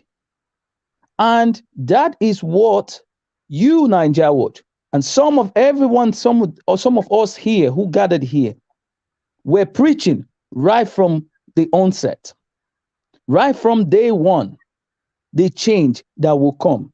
They laugh at you and they said it's 1% that is watching you. Am I lying? Now, whatever you preach here to the Nigerian citizens, that has echoed down to the Nigerian citizens, that has made these people now stick to the Nigerian citizens to say, oh, I die no. Let us change the status quo. Is it not the same status quo that they are trying to change now? So is it 1% that is watching you? The answer is no. So this is why I must give kudos to you, that you should not give up, because some of the governors told you that when the fire will go up, it will come down. Even Festus Keyamo is saying, by the time, when the time comes, the forest will mature or something like that. They should keep using their words. My take on this endorsement is that these people have understand that you need it, what you yell for. I am so happy. IBB said it on this video. Watch carefully. I don't just watch the same somebody endorse you. It is what comes from your mouth as endorsement. Watch Mr. Clark when he was saying his own. He gave the attribute of a good leadership before he endorsed Obi. Go and watch it again.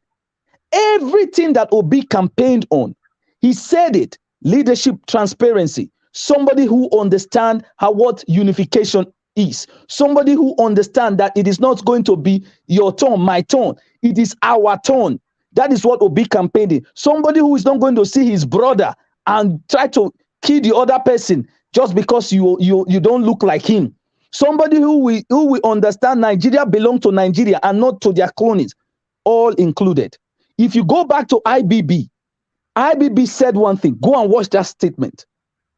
I believe that the democracy outside Nigeria, even if it's practiced today or tomorrow, should be the best. So they know that they have taken your right. That is what I've been telling you here. That for you to know, they must understand that they've taken your right. So they are giving it back to you. So I'm vindicated. I am so happy. And that is what I will keep on standing for the people. If you come today, you endorse Obi, tell us the reason why you are endorsing. Don't endorse Obi just because you've seen other people doing it. You must give us a reason. Is this person doing it? Yes. And these are the people I call pan-Nigerians, not the one Atiku said he was. This is an elder statesman who believe that the people is first. If you look at the Pan-Africans, this is what they illustrated in whatever they do. Are you going to talk about people like J.J. Rawlings, who took over as a flight lieutenant to give back the democracy to the Ghanaians?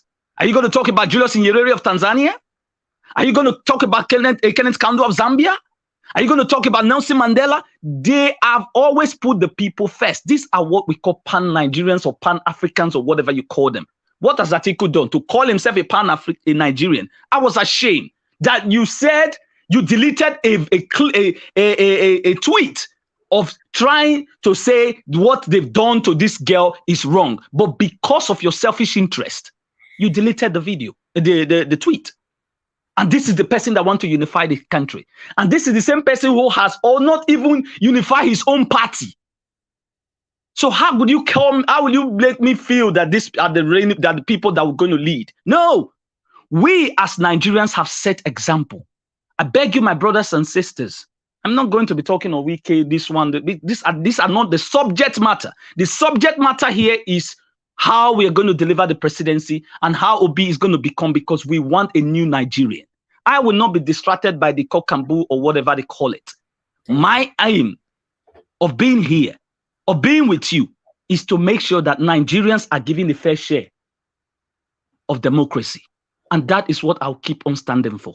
And yet you are seeing the dividends of democracy now, because people, elder statement has started coming, hearing your words that you have been echoing. Democracy we want.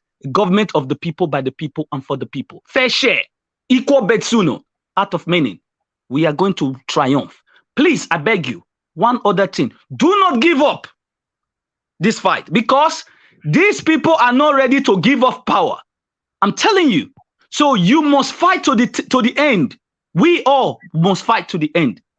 Get your PVC, because just as the devil is planning, so also God is planning. Thank you. Because these people know what they're doing. So beg you, my brothers and sisters, tell your brothers and sisters, let them get their PVC. On that day, deliver the democracy back to Nigeria. Thank you. Thank you very much, my brother. Thank you. Thank you for your wonderful submission. I appreciate you. We're going to be having a guest, Dr. Aruna, all the way from Nantes, is going to be joining us shortly, where we can take questions, where you can enlighten us, talk to us what is currently happening in the North. So, my people, I want us to stick with us while we do that. But before that, before it gets ready for us, let's move on to the next person here, which is Nolly77. Nolly77, good evening to you, sir. How are you doing today? Okay, let's move on to the next person. Nolly77 is not available right now. 5 minutes we are giving. Please, everybody should stick with it after 5 minutes, because we have another very important video that we're going to be showcasing about Keyamo and others in the next segment. So let's move on to King Emeka. King Emeka, thanks very much for joining us. Yeah, thank you. No, it's not your turn yet, to Nigeria. Okay. Thank you. All right. Thank you very much. Good morning, good afternoon, good evening, wherever you're from. I will just go straight to the topic, not to waste much time. Let me look at my time so I don't overshoot the time limit. The endorsements are welcome development, right? It shows the popularity of P2B as well as the Labour Party, which is remarkable within a short period of time, 7 months. It also shows the momentum which the P2B train is bringing into the political scene. But again, as a political analyst, I will bring in my thinking cap and my analytical calculations to see what is the relevance and importance of this endorsement, right? And how can this make P2B the winner of the presidential election? Now, in 2015, Obasanjo endorsed Buhari. Buhari won the election. The chief, Edwin Clark, endorsed Jonathan. Jonathan lost the election.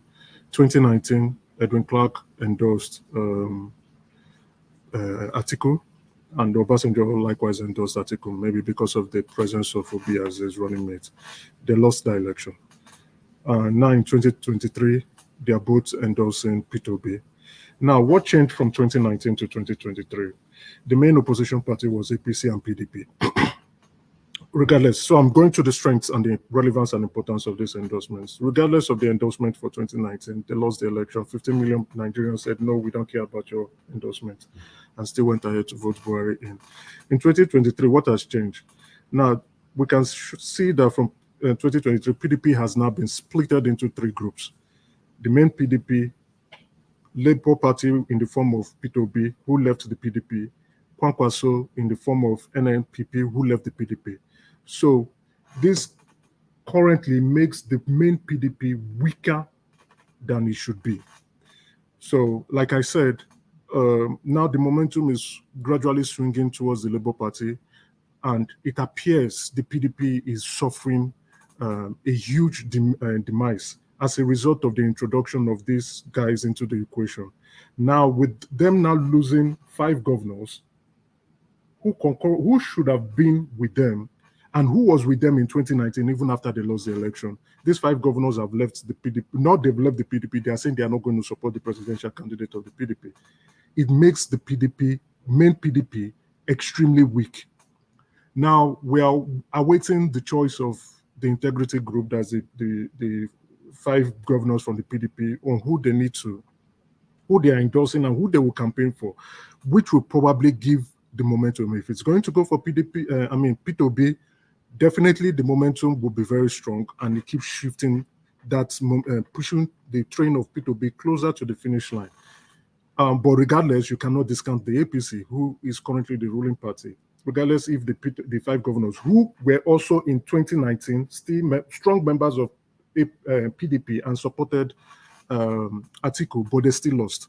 So now, without the support of these governors, and they're trying to support P2B, or maybe if they do support the APC, it's a done deal. With 12 o'clock noon, that election is done.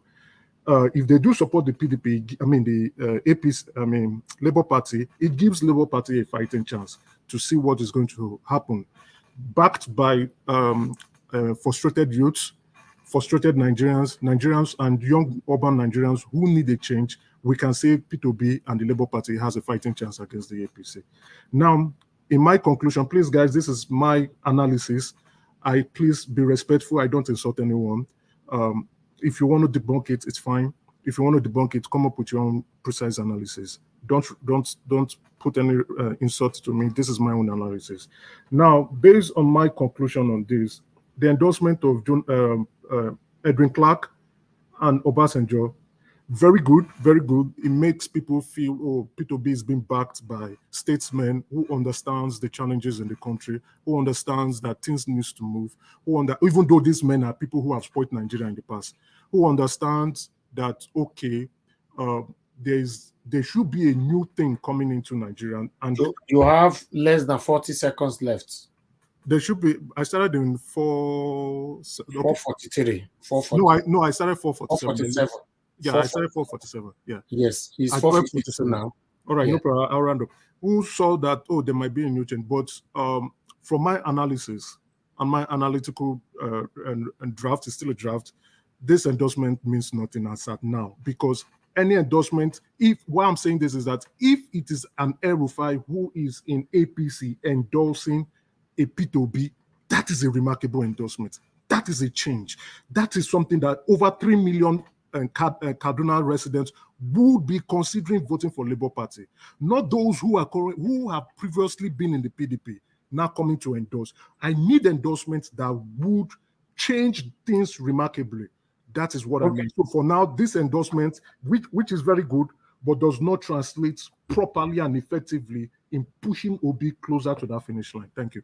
Don't you think, before I let you go, don't you think that endorsement have a positive influence? It does have a positive. For some people that have been sitting on the fence. Definitely, like I said, yes, it does have a positive impact in the sense that young Nigerians, especially young Nigerians that don't even experience Obasanjo, will like, oh, we have strong backings from elder statesmen, we have strong backings from people, but politically, it's not strong enough. Okay. Sorry, can I just answer Emeka with 30 seconds? 10 seconds, please. Okay, Emeka, the thing is, it's just that you are looking at it on that way. The ground is. Do you think in your own in life, growing up in Nigeria, have you ever thought that Nigerians will all struggle, will fight to make these people convinced to side on different party other than these two political parties? Don't you think that Nigerians are doing a positive thing? For the first time I joined this forum, I said I analyze politics based on historical data, past previous elections. So far, so good. Now, we do not have any raw data that we can base on. Can I ask you a question too? Hold on, wait. Let me finish. We do not have raw data that we can base information on. The 2023 election, which I keep saying, it's very interesting. It's a soap opera. It should be a movie that we keep watching. After the 2023 election, then our analysis can change, our interpolation can change, our even within various war rooms in the political scene, they can look at it and say, okay, what did we do right? What did we do wrong? But so far, so good. Historically, we would base it on previous elections that have been held in the country. All what you are saying now are things we cannot substantiate. Yes, we can see them, but it cannot be substantiated. Thank you. Mr. Alex, please hold on with your question. Let me quickly move on to the next people here. Nolly77, I don't know if you're available to talk to us now. Good evening to you once again. Good evening. Can you hear me? Yeah, I can hear you now. Thank you very much, sir, for joining us. Good evening. Please talk to us in 5 minutes. Thank you very much, sir. Thank you, sir. And good evening, everybody. I'm very happy to be on this forum tonight. What I want to say concerning the endorsement is that it gives me a lot of hope.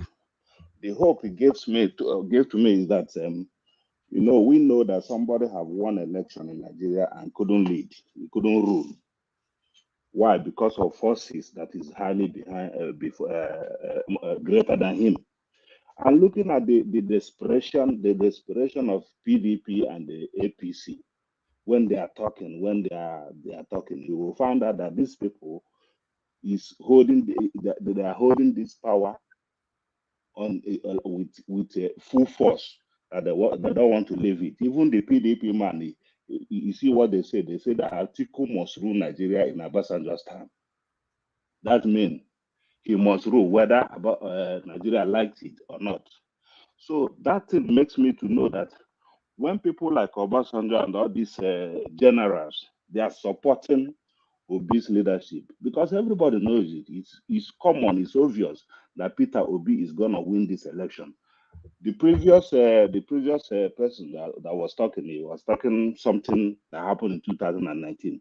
2019, when many people couldn't even vote, when many youth don't even care about election, when many Nigerians it doesn't concern them. And that time, what did they call it? BV something, the one INEC bring, that brought this time around, wasn't in use at that time. And that is what is referring us to. So we are going forward. Some people are just keep on pulling us back in order to mesmerize with our mind, or I don't know what he's trying to do. He's just trying to make us feel like maybe we are wrong in what we are seeing. I tell you that I have people back home who never even think about election in their entire life. But this time around, they are all voting in Nigeria, and they are voting to one person, and they are still keep on telling us 2019. So my take on this endorsement is that he's doing Labour Party good. Though they say that Obasanjo and David Clark, they have one vote, but these are men who controls crowd. I mean, these are men who controls crowd. You have 1 minute left. So let us not just be wary on what anybody is saying. Anybody can just come and say whatever they want to say. But if it is APC that have this endorsement, I believe the man who speaks before me, that is not what he will say. And many of them, Festus Keyamo, all those people talking on the internet, that is not what they will be saying. Thank you. I hear it. Thank you very much. Thank you very much, Knowledge 77. Yes. Mr. Ivy, sorry. Mr. Maker, I have a question for you in the private chat. Can you respond to that? Thank you. Yeah, I just saw it. So, Okay. No, Mr. Maker, it's private. It's private. Okay. Yes, okay. Just respond on private. Okay, Nolly 77, thank you very much. I thought the same thing as well, because if this endorsement was to go to APC or PDP, you won't see them coming out ranting. On the second segment, you guys are going to be surprised, on the video. See how Keyamo were ranting and all that. So we are going to take that shortly. Let's quickly move on to Tunaja. Tunaja, is your turn now. Use your 5 minutes before we in our guest. Thank you. Greetings to everyone on the panel, and greetings thanks for having me, Niger Watch. Greetings to everyone on the chat and the video. Regarding the conqueror thing, I think conquering is basically overcoming anything by force. And we know the Nigerian government didn't exactly throw flowers to end that war. And that is the reason why I thought the previous speaker was correct. Remember, Alex was actually correcting some other person when I was saying that he shouldn't do that. And this is why word precision matters. The go on is saying that no vanquish, no victors. That is a gesture of goodwill. It doesn't mean physically that's not what happened. So I will leave that aside. The point of the endorsement from Clark and this Obasanjo, I went through some of this yesterday. This is not surprising to me because if you look at it, nowadays they are just terrible candidates. Given where Nigeria is right now, for so many reasons, from the fact that Atiku is a Fulani and is a terrible candidate, he's older, Tinubu is ill, and he's got a checkered history. Just name it. Then compare them to Peter Obi is just too wide. and the two parties messed up. And according to what Mika said, he also highlighted the fact that PDP is extremely weaker than it was previously. And what did Atiku do with that weakness? He decides to even deepen it even further. He cannot even concede to people to help at least bring the little bit that is remaining together. So that guy is extremely incompetent. I don't even know why anybody gives him a light of day. I don't even know how he's going to get any votes at all. So these are really terrible. They are just horrible candidates. The other two are just horrible.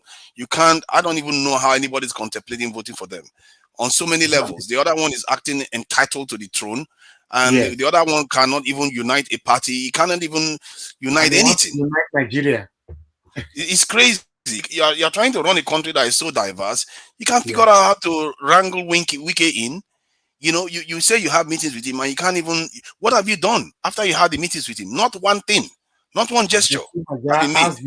Ask them. I don't understand. All these people that keep blaming them.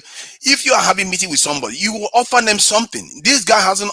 Is there anything that they've said that they will offer him? No, they've not offered him anything. They denied him a VP. They say they are acting spoiled. All kinds of stuff. You can't. Like I said the other day, I think we didn't even say, let me fire. I use a bodyguard, or let me fire. I use gate man to just show a gesture that I'm doing something. He didn't even try anything. And then what? I don't even understand. I'm telling you, if this thing goes to second round and say the PDP APC is on the other side, I'm going to endorse Peter Obi. It's obvious that's going to happen. This guy doesn't seem to care about whether he wins or not, because that party is heading for the rocks at this rate. So from that point of view, Peter Obi should be cheered. But we always say but in this, because from what I see, Peter Obi's his presence in the north is too thin. Because from what I gathered, the way Nigerian election goes, you need to win at least 26 or 24 with 25% at least. And when I looked at the results from previous elections, they can be highly polarized in terms of, one party gets 70-something%. So you want to make sure you get 25% in some states, because you don't want a situation whereby he goes third, but you have more numbers, but you don't get 25% in all the states, or at least the states. He needs to go out there and start, pestering imams and talking to them, and so that everybody will hear him. Because I believe if people see Peter Obi, the more he gets votes. And this endorsement that they've given him is a powerful thing from the point of view that it was from a previous head of state in terms of Obasanjo, because the head of state that has done the job is saying this guy is capable of doing the job. That matters a lot. You see what I mean? It's like a doctor telling endorsing another doctor, saying, "No, the doctor," or giving reference to another doctor. That's your point of reference, isn't it? That's why when we are looking for jobs, we get references. So clearly, I think we doesn't have good reference from Obasanjo. If anything, is the opposite. Don't hire him, is what Obasanjo is saying. So it's so clear. It's devastatingly clear that the elites more and more will be lining up behind Peter Obi. And people shouldn't necessarily fault celebrities for not jumping on. Celebrities don't want to be part of the political process, and even if they try to be, it's risky, because if that candidate doesn't do so well, they will blame them. So you see, I know that Nigeria don't forget. So is my 5 minutes gone, or you're just looking to get your guest on? All right, all right. Now. Thank you. Oh, okay, all right. Thank you. I sure can talk. Yeah, thank you to Nigeria. You are going to have another time to talk. That's not a problem. Before we move on to another video right now, like I told you guys that we have a guest, Dr. Aruna Goro is going to be joining us. He's already on the backstage, so I'll bring him in soon after I display these videos. So he's been doing a wonderful job, for Labour Party, for the All Obedient in the North. As you guys see that I consistently play some of his videos here. So he's going to be here to take questions and also to update us what is currently going on in the north as well. But meanwhile, let me quickly take calls. Bobby, Victor, thanks for calling us. You have only 1 minute. Please talk to us. Good evening to you. Yeah, good evening, Nigeria. Thank you. Thank you for, for all that you've been doing. And particularly, I'm really very angry here. I must confess to you, Nigeria, I'm very, very angry. Why are you angry? The person of Emeka.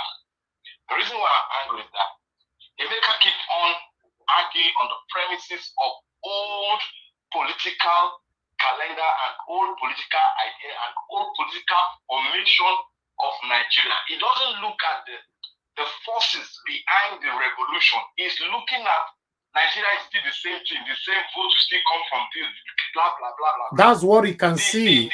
That's what he can see. That's why he's entitled to his opinion. You know, that's why he's you. Mr. Nigeria, Mr. Nigeria, let us respond to this guy. Let him speak. We'll respond to him. Hold on. It's your duty, my brother, Mr. Victor, you know, to convince him, not to challenge or tackle, or to fight him. Mr. Nigeria, yeah. He's not speaking to me. He's speaking to those people out there that are still at the fence, trying to decide who to vote for. And that, yeah, as you come in now, what you're supposed to do, my brother, as you come in now, is for you to counter him and say what you think is the right thing to say, but not to attack the person. Yeah. The right thing to say is to answer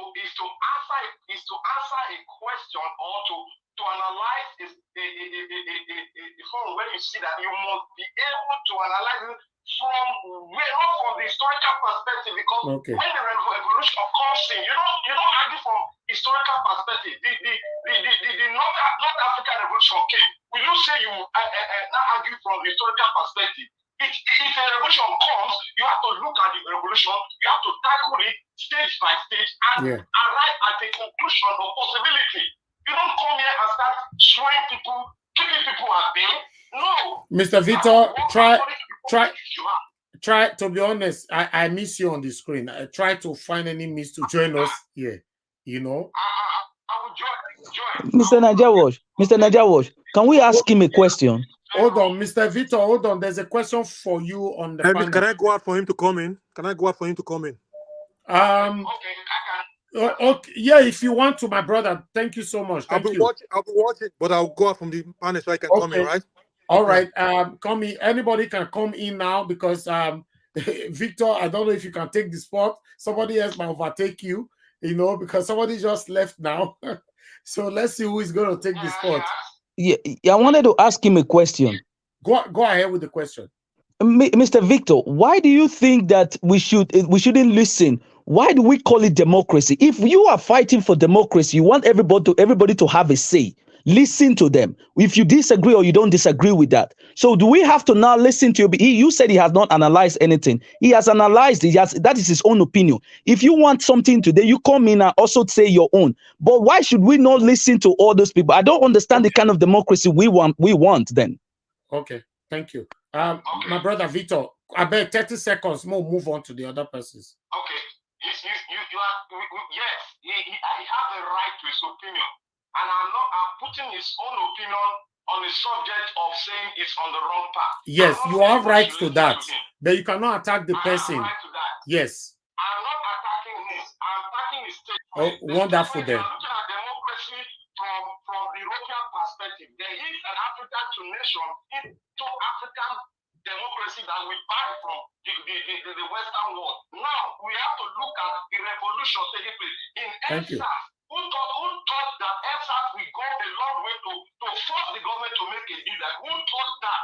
Okay. Who thought so? Thank you. Thank you, my brother Victor.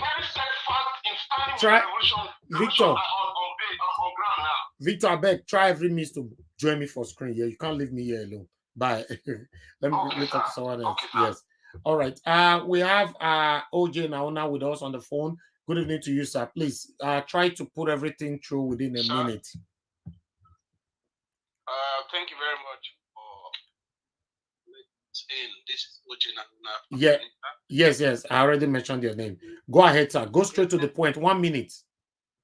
Okay. I just want us to take a few of the things that Mr. Emeka said seriously. I'm not sure that I have the statistics, but thank God that you have Dr. Haruna to answer our questions. Yeah. We would like to know from him how we are doing in the north. That's my position. Okay. On that one, OJ Nauna, I would like to welcome him to the screen first before we'll be passing questions. But your question, I promise you that I'm going to pass that certainly to him. Okay, thank you very much. Thank you so much. Thank you so much. Okay, another 1 minute. Omo, yes, Connor. Good evening to you, madam. I don't know what you they do for phone. No, you suppose they screen. Anyway, talk to us 1 minute quickly. I know everybody overtake me for this one, but it's okay. I'm enjoying the every panelist. Thank you. Greetings, everyone. So I just want to respond to is it Chief Daddy now, aka the former Emeka, right? So my question to him is this: yeah, if this endorsement, what's it called? Endorsement from Obasanjo and Clark was given to Agbado's camp, would he be saying the same thing? It's just a question. Okay. He's not going to be saying the same thing, right? He's going to come back again and give analysis. I'm a political analyst. I told you before. From my political experience, this and this and this. See, we don't see, Oga, Nigeria right now is under the ocean. It's drowning. This endorsement by Obasanjo and Clark will go a very long way, and it has moved Peter Obi closer to the position as the president of Nigeria. And by the way, your candidate has not spoken to Nigerians. Is he still running? Because we don't see him. He hasn't spoken to anybody. He's not been able to prove anything to anyone. So to me, he's not even among the top three. I'm sorry to say. When people talk about top three, they're talking about the fact that they know that they're going to truncate the votes of Nigerians, which we will not allow, by the way. So I just want to put that out there because I don't want to leave Peter the Rock will be or nothing else. Thank you so much. Thank you so much. All right. We have Madam Rita here with us. Madam Rita, good evening to you. You have 1 minute as well. Please quickly talk to us. Okay, good afternoon. Mr. Emeka, this is a question for you, especially. I know you have told everyone here that you don't have a candidate, which, well, I find that very odd and strange. But however, like you mentioned, if Nigeria were to be a movie, please, I am begging you to be honest with us. If we're to play what is going on between these three parties and the candidates and all the tattoo tolls around and the minions around and all the supporters, who would you cast yourself as? Please just be honest. That's all. Thank you. Thank you very much, Madam Rita. Thank you so much. All right. We have Mr. CM on the phone with us. Mr. CM, good evening to you, sir. Unfortunately, you are going to talk for only 1 minute. You are going to please continue to try on the screen so that you can come to the screen. Talk to us, sir. Okay. Good evening, Niger Watch, and good evening to everybody on the panel. Thank you, sir. Let us not deceive ourselves. The endorsement given by Edwin Clark is of the highest quality. Edwin Clark is no ordinary Nigerian. He's the leader of Ijo ethnic group, and the Ijo, there are more than 10 million Ijo people living in Nigeria, and they revere his opinion very much. So why his endorsement is very important to the Obidati movement is because people will now look at such a historian, a walking encyclopedia of Nigerian political history, irrespective of what people will be analyzing. These are people that know Nigerian political history since the 40s up till the 70s of Gowon. He was a federal minister. So for him to say what he's saying, he has seen it all. So let nobody disabuse saying Edwin Clark is of the highest quality, one of the top grade Nigerians, although I may not agree with the role he played during the Civil War.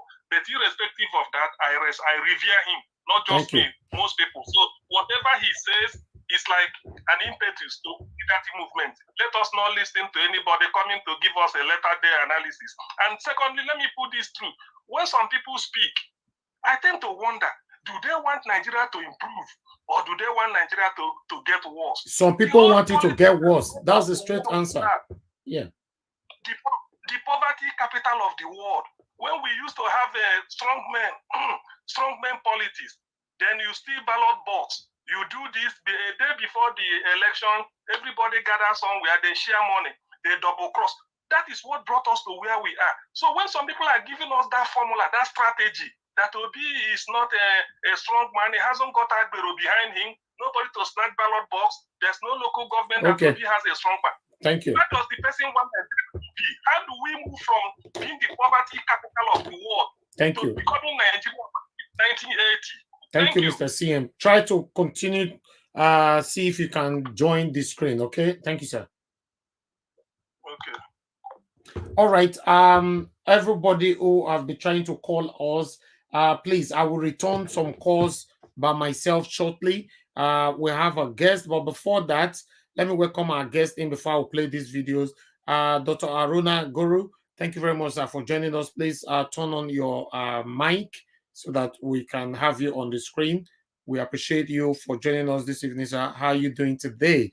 Yes. Happy New Year to you, sir. Same to you. Thank you very much, Niger Watch. Thanks for what you're doing. You know, you may not, like they do the polls to know how many people are for who and for who. You're doing something where people are listening to you, but you don't know who's really had his mind or her mind changed as a result of what you're doing.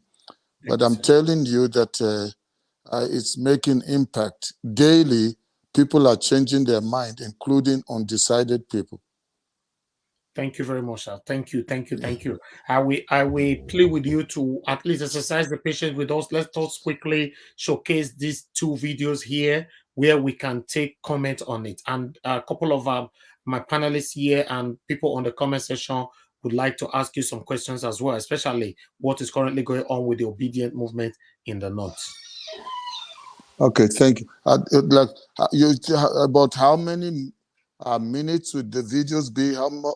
For how long will I have to wait? If you don't mind, please.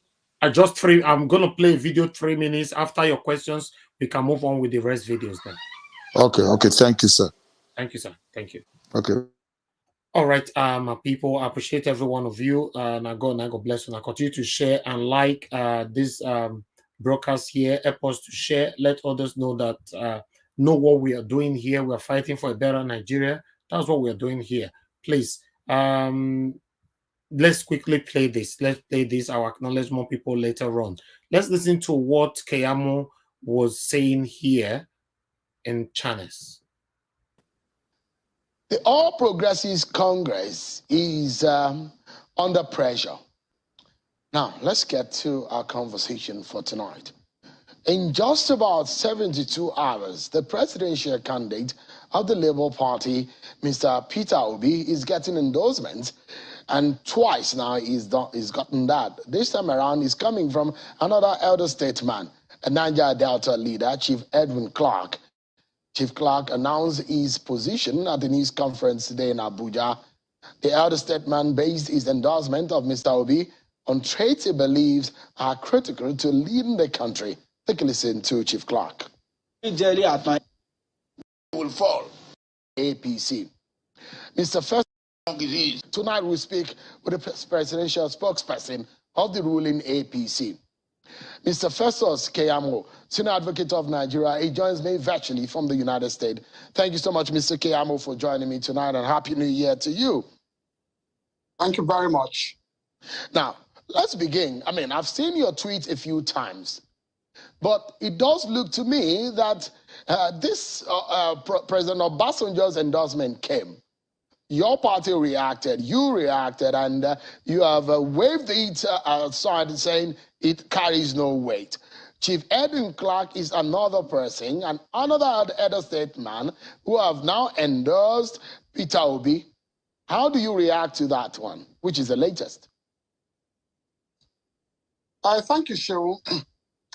I think we can say confidently today that the PDP campaign has collapsed. The PDP as a party has also collapsed. So let me ask you, because there are permutations here and there where the G5 governors of the PDP, the integrity governors of the PDP, where they will ply their trade on where they will be supporting for the presidential election, because we have heard Governor Wike, who had clearly told his supporters in a live television telecast that, look, support so-so the PDP in as a governor, support so-so the PDP for Senate, but for the presidential race, he said they will come back to them to tell them. Now, one of those G5 governors is Governor Samuel Otom, who said, if I were not, these are his words, if I were not a member of the PDP, I will be following you everywhere to canvass vote for you. He was telling the Peter Obi. But I understand that there was some excitement within your camp that the G5 vote or the G5 are siding with you guys. Now, with indication coming from the mouth of Governor Otom, it looks to me like he's in the negative. No. So, look, I want to let all Nigerians know this, including the APC supporters especially. We want to address our base. Either way the G5 goes, it's a win-win situation for the APC. Either way. Because this G5 is a component of the PDP. It's a strong component of the PDP. They are governors of the PDP. So if they go to Peter Obi, win-win for APC. If they come to us, plus again, win-win. Anywhere they go, except Atiku, is a win-win for us. Yeah, so let me, you're saying endorsement, but some of these endorsements have come also with a markdown for those who did not get the endorsement, especially your party. If I take some of the words of Chief Edwin Clark before I go to maybe I should even, in fact, go to former President Obasanjo. You are a 7th minister. Your party has been in power for the last 7.5 years. And this is what President Obasanjo said. He said, the last 7.5 years have no doubt been eventful and stressful years for many Nigerians. We have moved from frying pan to fire and from mountaintop to the valley. It went further to say that our leaders have done their best, but their best have turned out to be the best for Nigeria and Nigerians at home and abroad. For most Nigerians, it was hell on earth. This is how a former president, whom you will also say is the boss of your principal in the military, and he has marked him down. If perhaps, if you look at it, 0. Very simple. Worst words and phrases were used against us by these same people in 2019. And 50 million Nigerians did not listen to them. They voted for us. Obasanjo said worst things about Buhari in 2019. He said he was poor in economic management of the country. The economy had collapsed. He said those very untruthful things.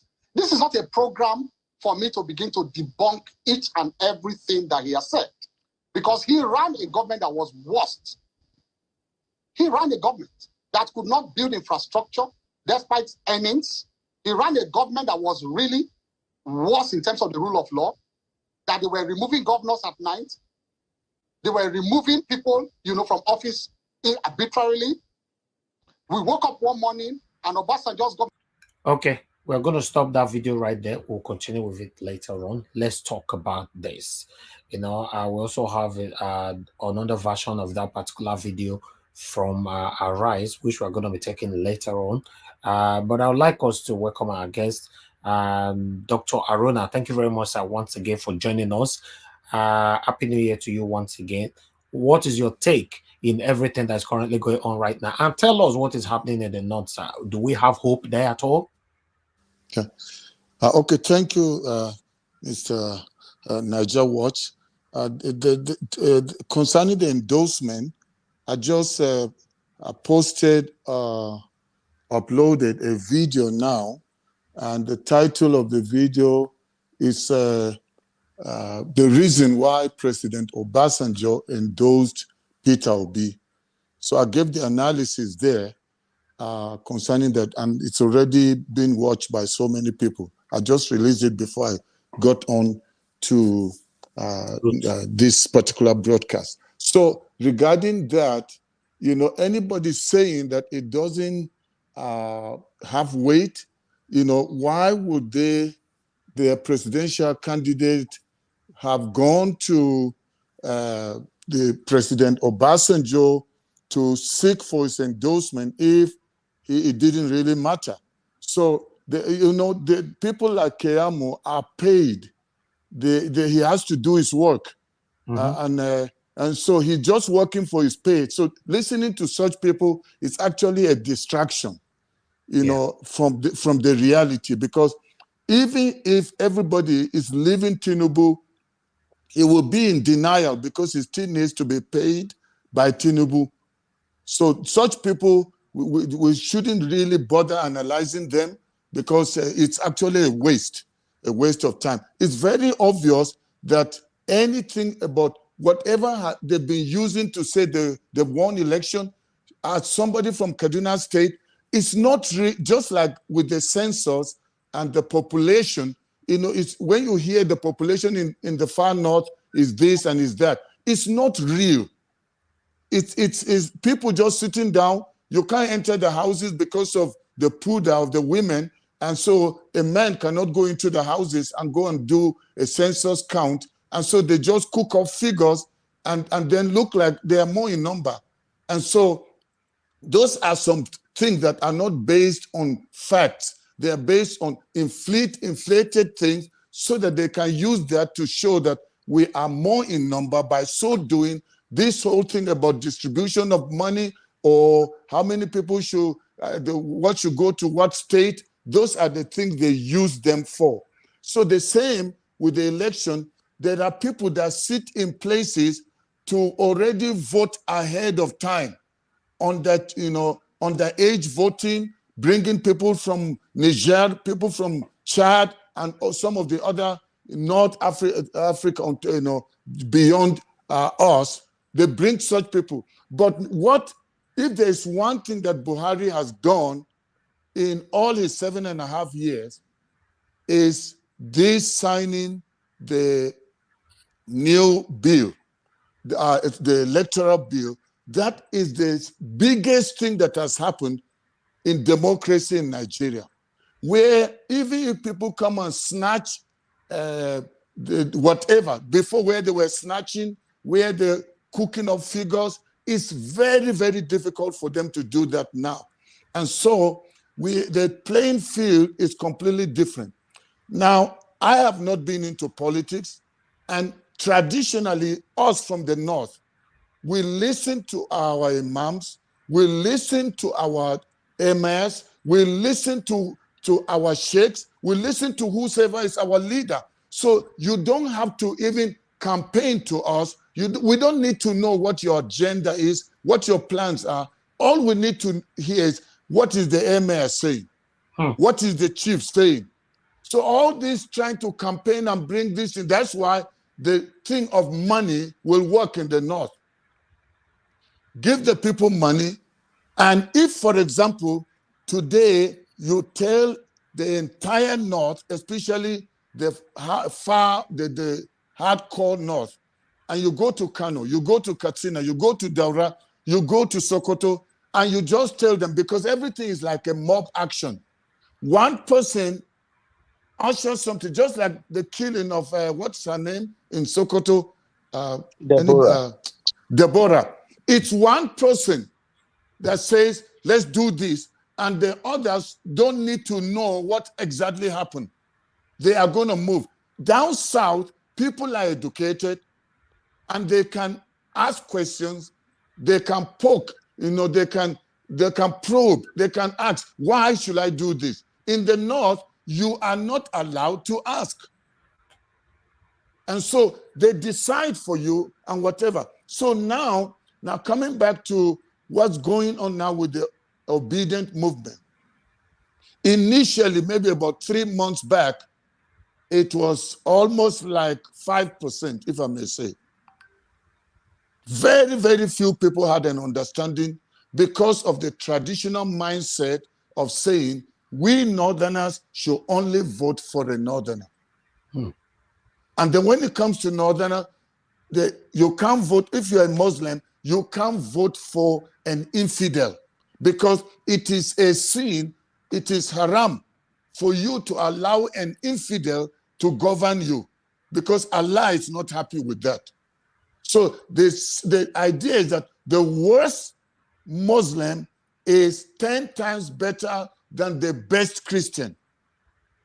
So no matter what you present as the person's resume, the person, what he's going to do for the nation, they are not thinking about that. But now, things have started changing. And why? Because of the insurgents, because of the killings, the hunger in Daura, in Katsina, where the president comes from. That's why they were tearing down his posters, pulling down his billboards, where in his own town. So they are now saying this thing that they have been telling us to vote based on religion, based on tribe, being Hausa Fulani, especially the people of the Fulani extraction. So they are now saying, but wait, where is the thing about vote for our brothers? And those, if you've been listening to my broadcast, you hear me repeating that continuously, that we have been the culprits, we have suffered more. The bad, I mean, if you're talking about people that have been disenfranchised, it's more northerners. Yes. In the South, the platform is created so that everybody can thrive, can do something. You're not giving handouts, but you work so that you can earn something. But in the North, children are kept in Quranic schools, and one malam will teach about 500 kids, and they must go outside daily to look for food on their own. They are not given food. So they use the poverty, they use the ignorance of not going to school, and anytime the elites, so-called elites, the Fulani elites, can't get their way, or they're unable to find, they now use those gullible, ignorant, illiterate to go out and burn buildings. What they've been doing to the Igbos since when we were kids, they just tell us that no, somebody that has a shop and it's a Fulani, he will just say, you know what, those people are taking over our businesses. So what should they do? They go around and burn Igbo shops because the rich Fulani guy is threatened by the businesses, rising businesses, and the fact that the Igbos are having houses in the north. So they think that they're going to take over. So burn their buildings, then let them run. When they escape, like it happened during the Civil War, they take over the houses. Yeah. Take over the businesses. So that one, they've been using it for years. But the coming of Buhari, because everybody, including myself, I was so sure Buhari was going to be the best president, a civilian president, because I was using what happened during when he was in the army, not realizing that it was not Buhari that did it, it was Idi Agbon. But people were deceived to thinking it was actually Buhari, because the Northerners, even in the military, don't believe any other person should be head of state, even when there was a coup. It had to be somebody from the far north. But the ones that did the jobs for them were people from either from the south or people that maybe are from the middle belt. So back to the question. When you look at the whole thing about the north, because now some people are now becoming more educated than it was in those days. So some of the people, just like people like Detti and the rest, so they are now beginning to tell their people in Hausa and in Fulfude and whatever, that listen, they are doing analysis. They are saying, yes, we know we want our brothers, we want fellow Muslims, but can they answer? How has their condition been since Buhari came? How is it in Daura? How is it in Katsina, Kano, Kebbi, and all the other places? So the people are now seeing the ones that are in IDP camps, 80% are from the far north, because they have lost their homes, they've lost their farms, and have lost lives of precious relatives. So now all those things are now being used where people are asking questions and they are saying, yes, we understand the politics of let's vote our brother, let's vote from our religion, but they are now seeing that religion has not fed us. Exactly. And they are realizing that tribe has not fed us. We are worse off now. So they are saying that it looks as if these Christians, they are not fanatical. They don't carry this religion on their head. They think about us. They care about us. Why don't we give them a chance? So some of them that used to just with naivety, just go one side, the number has gone down, where now there are inroads being made in the north. It's just that Obi's campaigns are more now the south. Strategically, is to finish the south because it's like easier to handle.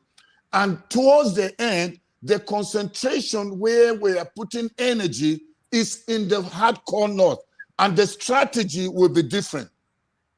And so just to let people know that before, as I said, maybe it was about 3-5%, but as I talk with you now, is close to 40%. And we are looking at, before February, the North, Atiku will be no name. And Kwankwaso, I am already working with Kwankwaso's team to tell them, because Kwankwaso knows he's not going to become president. So all he is standing there and waiting is so that what will be the deal that will be made with him? What will I have? And knowing our principal, I wouldn't have called him our principal some time ago, maybe in February, March, April, May. But now, after my eyes have opened and I've been involved in all these things, I now know better. So I can tell you the Kwankwaso already count Kwankwaso's votes, which will be the whole of Kano, part of Sokoto, Kebbi, and some of those other places, Jigawa and that. So just see most of those votes are coming to Obi because he is going to either step down or if there is a runoff, he will tell his supporters to vote this thing. I've spoken to the man that is his vice, his VIP, what you call it, running mate. And I asked him. Which one? The Kwankwaso running mate? Yeah. It's one man that's a bishop. Yes, the guy from Idahosa. Idahosa. Yeah, Idahosa. I spoke to him directly because I have his number. So I called him and asked him, why are you, wasting your time running with something that you know you will not get? He said it's a strategy. I asked him, what do you mean by strategy? And he said, because at least we need to be somewhere so that we see where the pendulum is going. And he says they have decided they are going to go with Obi because Kwankwaso is more revolutionary. And they can't go with APC. And they can't go with who's Atiku. So they are more going to lean towards that. So, but leaving that where the Obi factor now and what is happening in the north, especially from Benue up and up to about Kaduna, I can tell you the momentum is becoming very, very strong. Very soon, the momentum may actually be more than the momentum in the southeast. It's in the southeast where people are still fighting him. They're having issues. But in the north, people are saying, we have our people that are not helping us. Who is there to help us? All right. Let's quickly take a few questions, sir. I wanted to ask him a question. Yeah, can I ask him a question? Okay, no, Israel, go ahead first. Hold on, Mr. Alice. Dr. Haruna Goro, thank you for being on the show today. You just said something about Kwankwaso. I'm very, very happy that you said so. I want to ask, the indoctrination that this guy has, the spokesman of the NNPP, which is Buba Galadima, do you think it will have an effect on the Kwankwaso to change his mind? Because this person has an indoctrination that believes that it is always going to be a northerner. And that is what he has been boasting of. How do you see you changing the mindset of people like Buba Galadima? Okay. can I answer? Yes, sir. Yes, sir. Now, you know, Buba Galadima is also just like Keyamo. Buba Galadima, even when he sees white, but because he has made up his mind, he must keep, just like you go to court, every time you must say innocent until proven guilty. So even if somebody was caught eating stolen meat, he will say it's not stolen. So Buba Galadima is like that.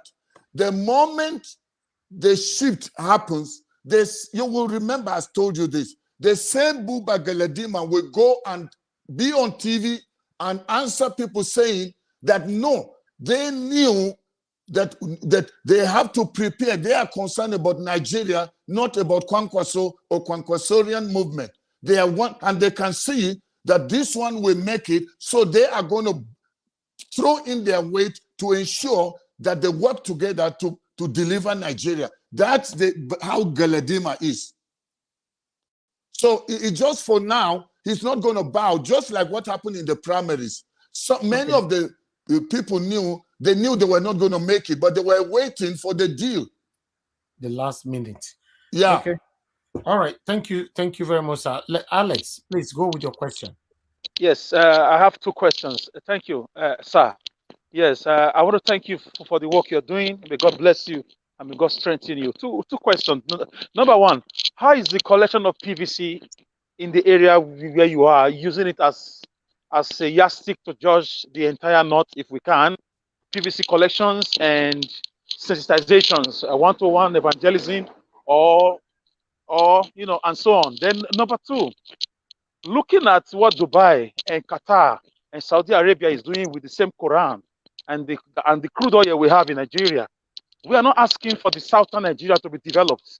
I know it may look a little bit emotional, but I'm asking, why are some of the northern leaders who have been in charge, who have dominated Nigerian leadership over a period of time, have not been able to use that same money they got with the Quran and the religion?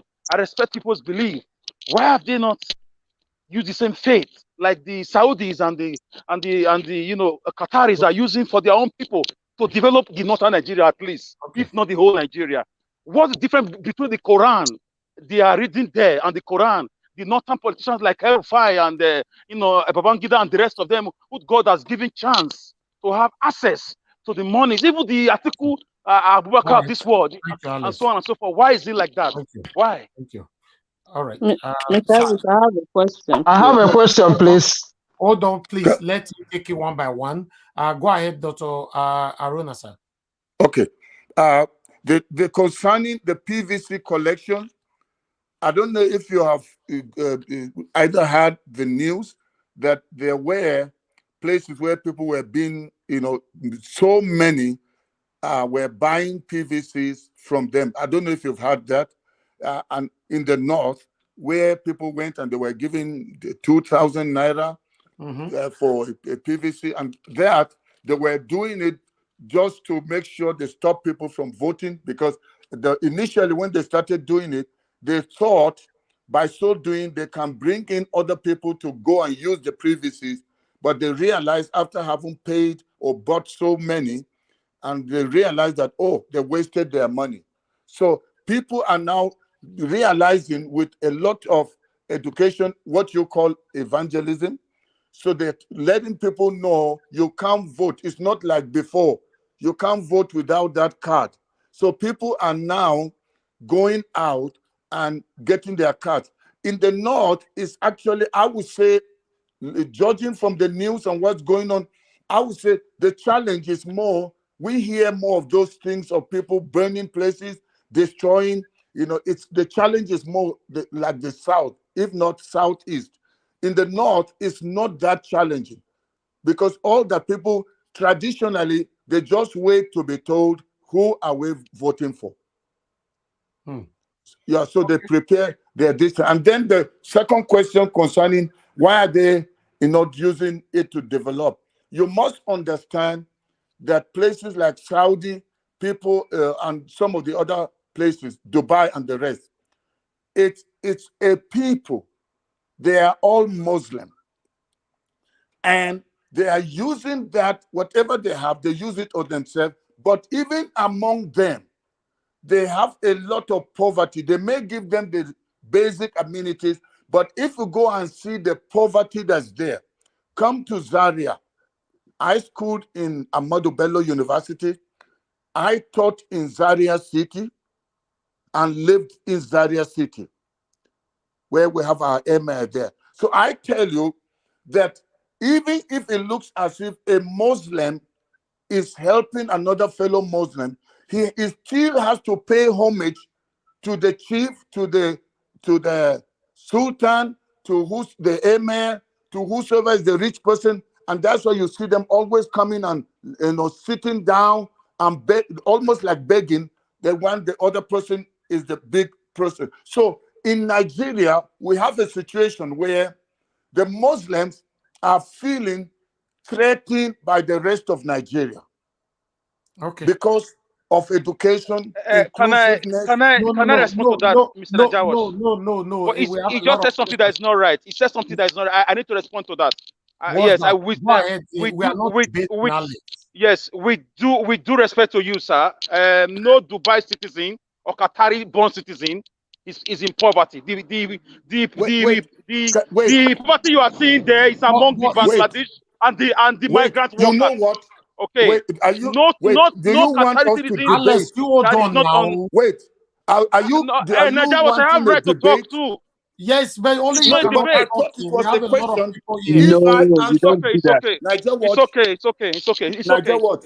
It's right. It's right. Hello, It's okay. Dr. Aruna, go ahead. Niger what? Anybody has a right to disagree with me. I'm not trying. It's not an exam. I'm trying to pass here. Yeah. I've lived with this thing, and I know. Yes. I'm born in a Muslim family. I know. So, anybody telling me this, it's not what I saw in a movie. I'm saying, like, if we can Elvis, please, can I ask him a question? No, it's my turn. It's my turn, Everybody, please. hold on. Can I ask him a question? Hold on, please. Hold on with your question, please. All right. Dr. Aruna, I have a question here on the comment section asking that how much do we believe the election would be free and fair? Okay. I think free and fair, you and I may believe it's going to be free and fair, and we desire it should be free and fair. But when it's not free, it is a few politicians that are bent on making sure that they come in there by hook or by crook. It's not the people that do it, it's people that are paid to disrupt election. So generally, Nigerians want peace, they want to vote. But somebody else that feels if I'm not going to get it, I will disrupt the process. So in the North, before, if you saw the time that in 2011, when there was the uproar, is because Buhari had been running and didn't get it, used the Muslim card, and the people went on there was fire everywhere. So, but since he started coming in, became president 2015, 2019, they were not burning because it's now their man. So, but now what we need to trust for and work towards is to ensure that the North, and that's what I'm telling you people, that it's not like before. The North, many of the people's eyes are now open because of the reign of Buhari. They have suffered more under Buhari than others. So they are now saying that, so it means being a Muslim, voting a Muslim does not mean things are going to change. Being a Northerner, voting a Northerner does not mean things are going to change. So now, is there any other Nigerian that can help us? Where is he from? Even though he's in Yamiri, Igbo, that we've been chasing and we don't want them. But this time around, if they can help us, let's just vote them and forget religion. Yes. So that's what they are saying. And what I was saying concerning poverty, it is institutionalized. It is not a thing where it's so obvious. We have suffered it. Do you know, 2 days ago, we were on a Zoom meeting with a discussion. We were strategizing together with Obi, with Aisha, the Labour Party, what's his name, the new one that took over from Doyin Okupe, the women, national women leader, and we were close to a large number of us strategizing on what to do, which I will not reveal in this platform, on this platform. But I want to assure you people that there's no cause for alarm. We are working hard. We are not thinking that just because there's a movement called the Obedient Movement, things are going to, those people will allow things to go without a fight. They're going to fight, but we are envisaging all their plots and we are already going ahead. That's why you notice Obi is the one that they are trailing now. He's too smart, he's too fast for them. He goes to IDP, he goes to the flood victims. And if you saw the last one that they went, I didn't go, but Aisha was there. Aisha told me, and some of the people we work with, the way the people received, and 90-something% were Muslim. And they're all saying, so you mean we have been here for 6 years, 5 years in IDP, no visit, not even by the president. That is in Abuja. So they are now saying, so this man is good. Why are we being told that not to vote people that are not Hausa or Fulani? So the things are changing. Just give us time. If you people, especially if you're on this chat or you're online, you're watching, our challenge, the question we are having is, why should Southeast, that we are fighting for, that have never ruled and governed, why are they the ones that are causing confusion? Okay. All right. Thank you very much, sir, for that question. I believe we are going to be answering that later on. I would like to quickly move on to Madam Irene. Please go with your question. Let everybody questions take within 30 seconds, please. It's a question. Okay. Okay. Thank you, Mr. Ivis. Thank you, Mr. Aruna, for being here with us.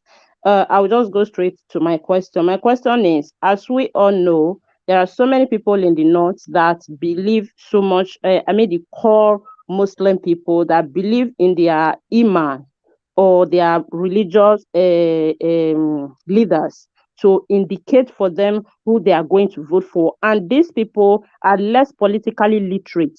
So what measure are you people taking? What are we supposed to do to make sure those people know the importance to vote for somebody that is not a Muslim, and to make them know the competence they are supposed to vote for? Thank you. Okay. On that, we are already doing jingles. We are doing talk shows. There are musicals and all kinds. And then there are people going to the grassroots and talking with people. There are certain people that are being targeted, imams and village chiefs. So, and then there are, among the young ones that are educated in the North, the challenge, however, has been, because the Obedient Movement is self-sponsored. As they usually say, we know the collection issue, we know the gift issue. The other people, is money they've been using. But now, the thing has been empowering. Like some of us will have to even give some people money, and because they need transport, they need whatever. So right now, there's a lot of inroad that we are making in the North. There's somebody called Al Hassan in Kano. You know, that person, if I tell you what they are doing in Kano and are in the environment there. So there's a lot of work just within this month, and maybe early part of February. We expect that we should be able to get the North fully sensitized concerning this. But if you talk about a few months back, it was almost like zero, but not anymore. Okay, thank you very much, Dr. Irene. Please hold on. I know. Please, just hold on. Thank you, sir. There's a question for you here. There's a fake bag of rice that is currently trending on social media in the North, where the logo right there is PDP, but the faces on the bag of rice is Atiku and Peter Obi. Have you seen anything like that? I haven't seen a physical one, but I know about it because it's been brought up to the executive team. So we know about it, and it's being followed. But however, it's almost like is something that died on arrival. Okay. It's Wonderful. not having the effect. Yeah. Thank you, because sir. people, and maybe just one more thing, why people easily knew it was fake, because they knew Obi will never give anybody something to do something for him. Okay, thank you, sir. All right, man of Ben there, please. You have 30 seconds. Ask your question, sir. Okay, sir. Good evening, sir. Dr. Haruna. Please, thank you first, thank you for coming to our show, and we really appreciate you. My question, sir, first is a remark. You've just made my day. The sentiments you're sharing with us really affects my, how should I say it, preoccupation. But right now, I want you to tell us, how is the OB movement doing in Kano? Because that is the core of Northern votes.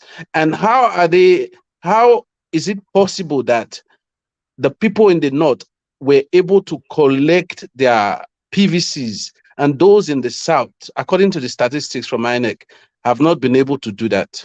Thank you. Okay. Go ahead, okay. Without giving out too much, the strategy generally by people that want to stay in power by all means.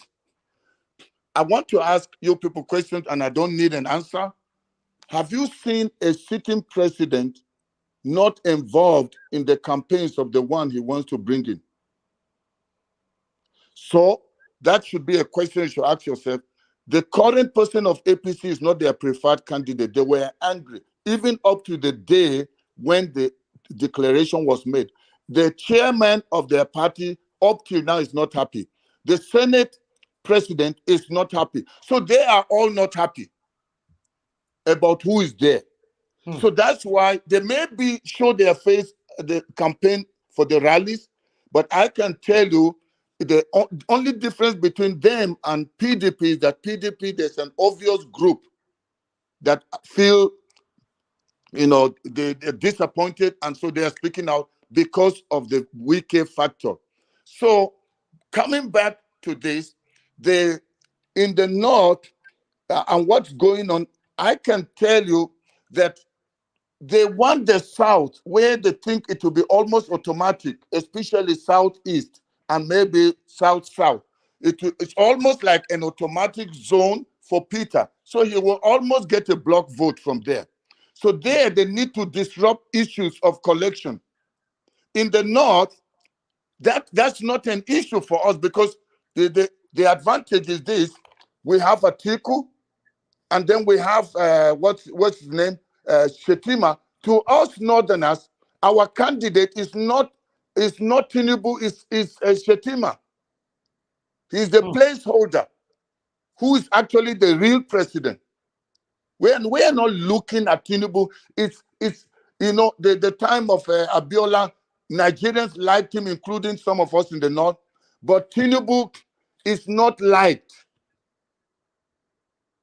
So, and they just placing this thing there, waiting. If the thing happens, and I don't want to go into other details here, but let me tell you that there are reasons why certain things happen the way they do in certain places. Why, of all places, where Southeast are able now to get a candidate that the whole nation is standing to back, and then that's where things are going off. That's where they are burning. That's where they are saying election will not hold. That's where they are saying sit at home. So that people will be afraid and not go and vote. So I'm saying it's all motivated. Some people are making money. Some people are paying other people money to disrupt, so that it will again be a disadvantage to the Southeast. Okay. Let me quickly get someone else to ask a question with Shooks Ibubueze. Are you there? Yeah, but Nigel, No, I'll come back to you, please. I'm doing it according to how people came in here. Go ahead, sir.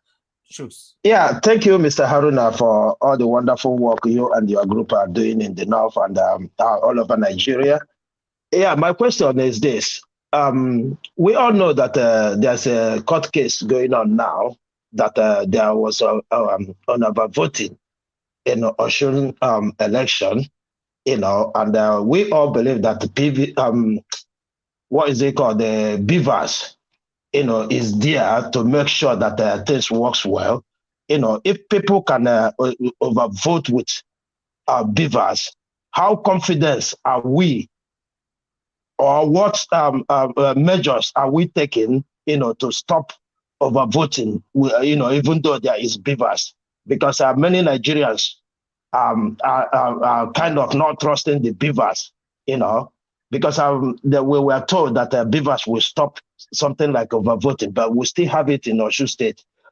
I just want you to tell us, what actions the group are taking, to make sure that there is no overvoting. Thank you. Okay. On that, there are certain teams that are working on that round the clock. However, there is no politics anywhere, call Europe, America, Japan, wherever, where you can say they have a system that is flawless. So because it's manned by human beings, created by human beings, and it can be manipulated, people can even, especially in these days of technology with computer, if people can hack and take money from your account without you knowing, they can do that. However, it's just when you hear people say that, okay, even though there are irregularities, but they are not enough to overturn. You hear that in judgments. They acknowledge that they were there, but not enough to overturn. What is currently happening that is giving the people, headache now, is that it is no longer normal politics where they go and bribe people and get votes and go and sit somewhere and write. They'll be filling the thing and just come, they snatch the box and then go and present their own box. This time around is different.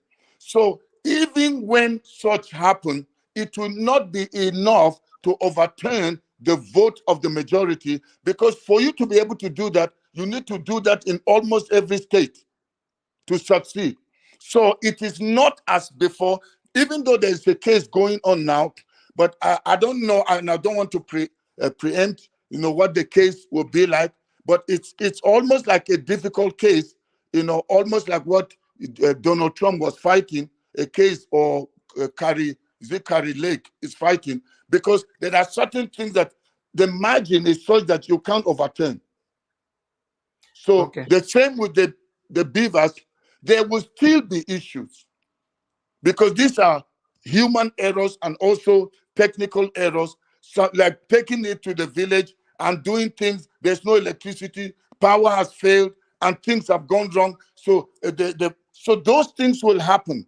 But the issue, what everybody that's listening to me should be at peace with, is that politics of before, from 1999 till it's this 2023 that real politics is taking place, because young, energetic people decided they're going to be involved.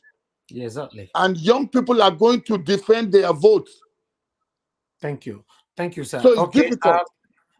Let me quickly move on to others, because I want everybody to have the opportunity to ask their questions.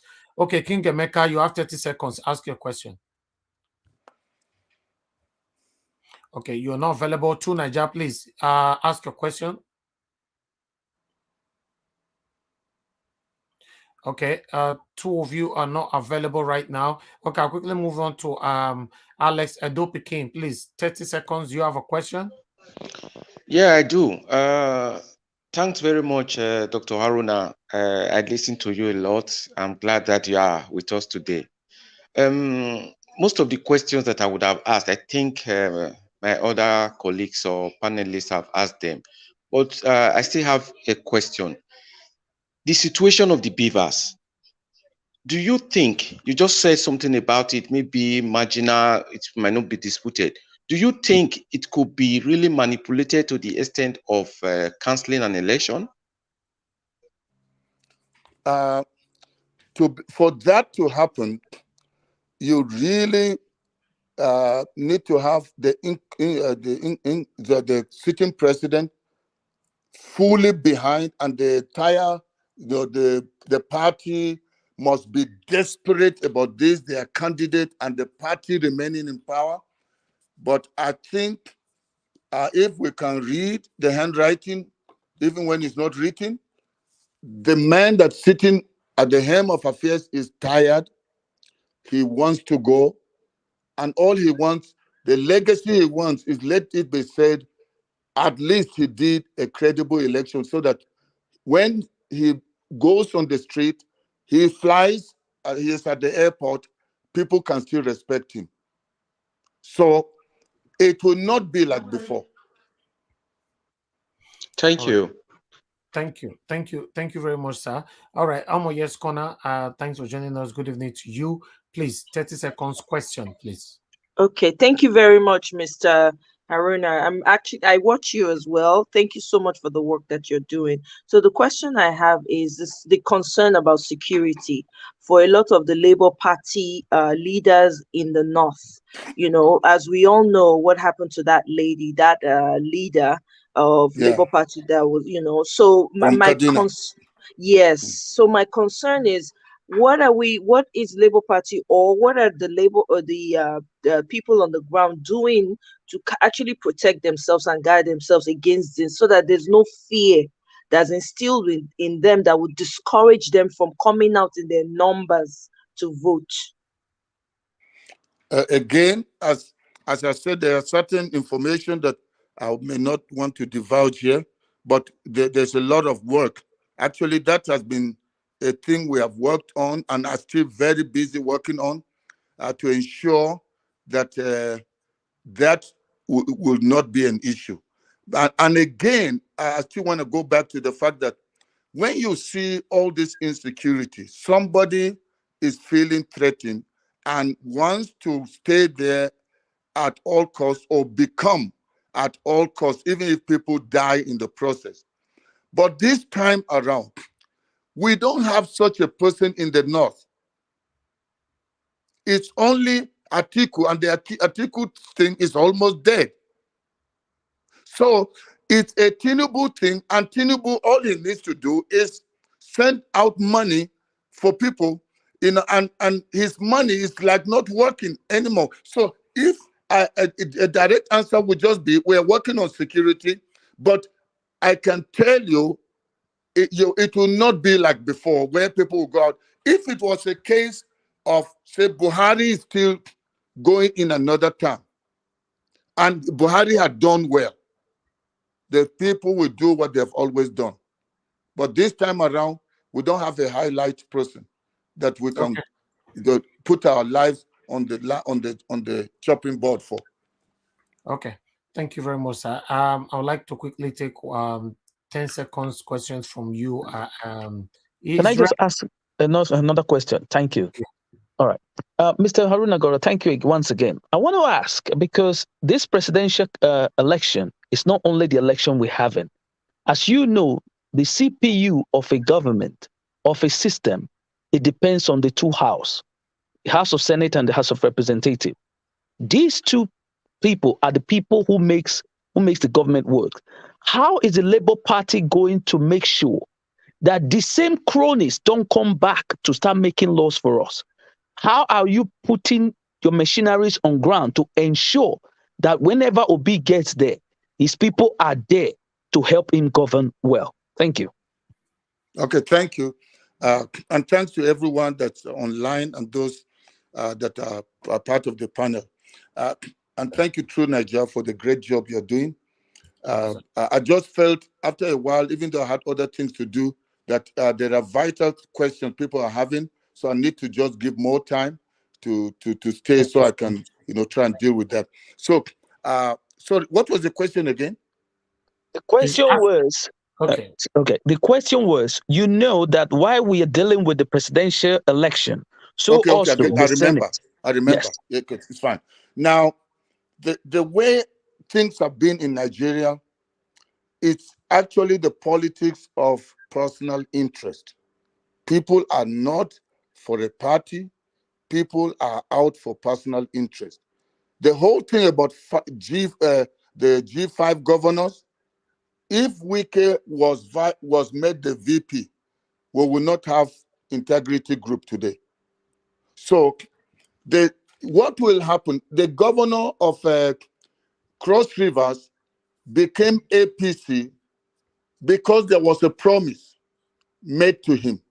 So now we know Peter Obi is not going to let anybody come and say, I will do this for you, you'll give me this. So, but what will we see is because it's now almost like government of the people, by the people, and for the people. Nigerians have taken over power.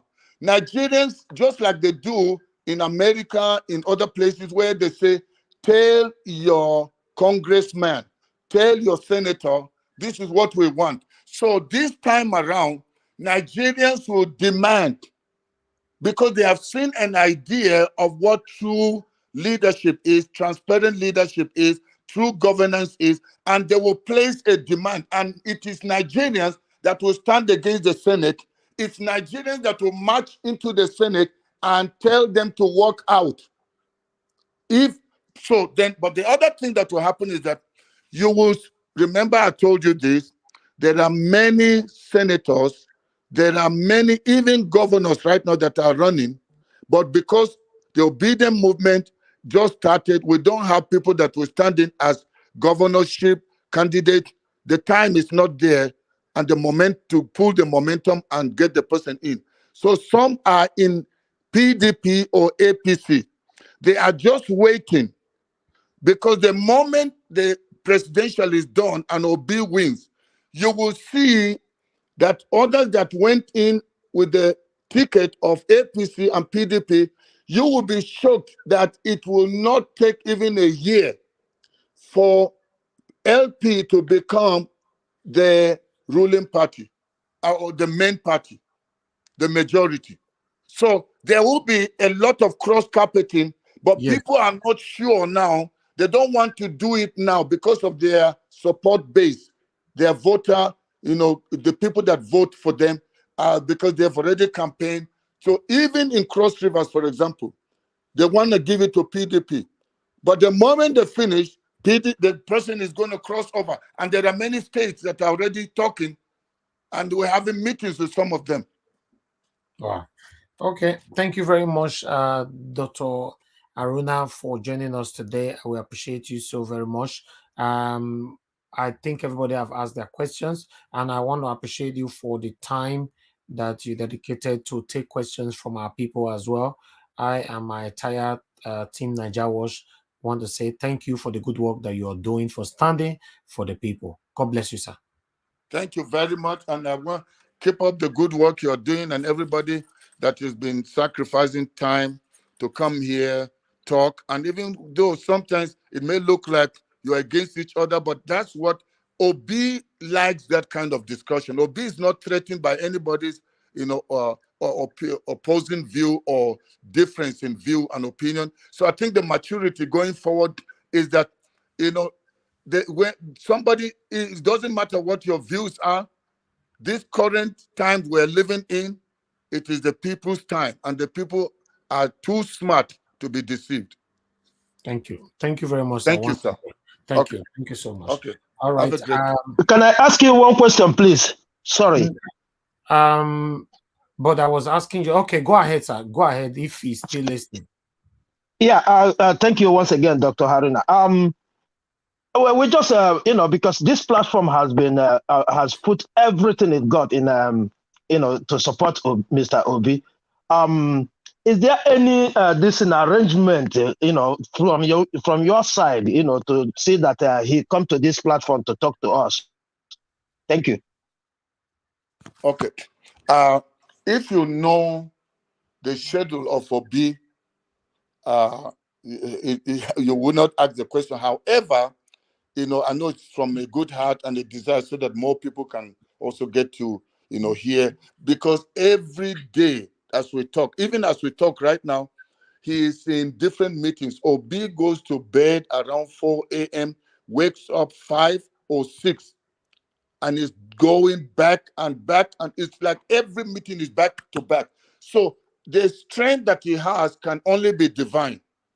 So he's unable to be on every platform, But then, at some point, maybe before the elections, even if we don't get to be, I'll try and see if we can get dirty.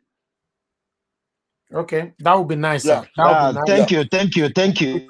If we can have dirty here, that would be so nice. And before you go, sir, I have our one of our strong supporter here, CM here on the phone. CM, hello, CM.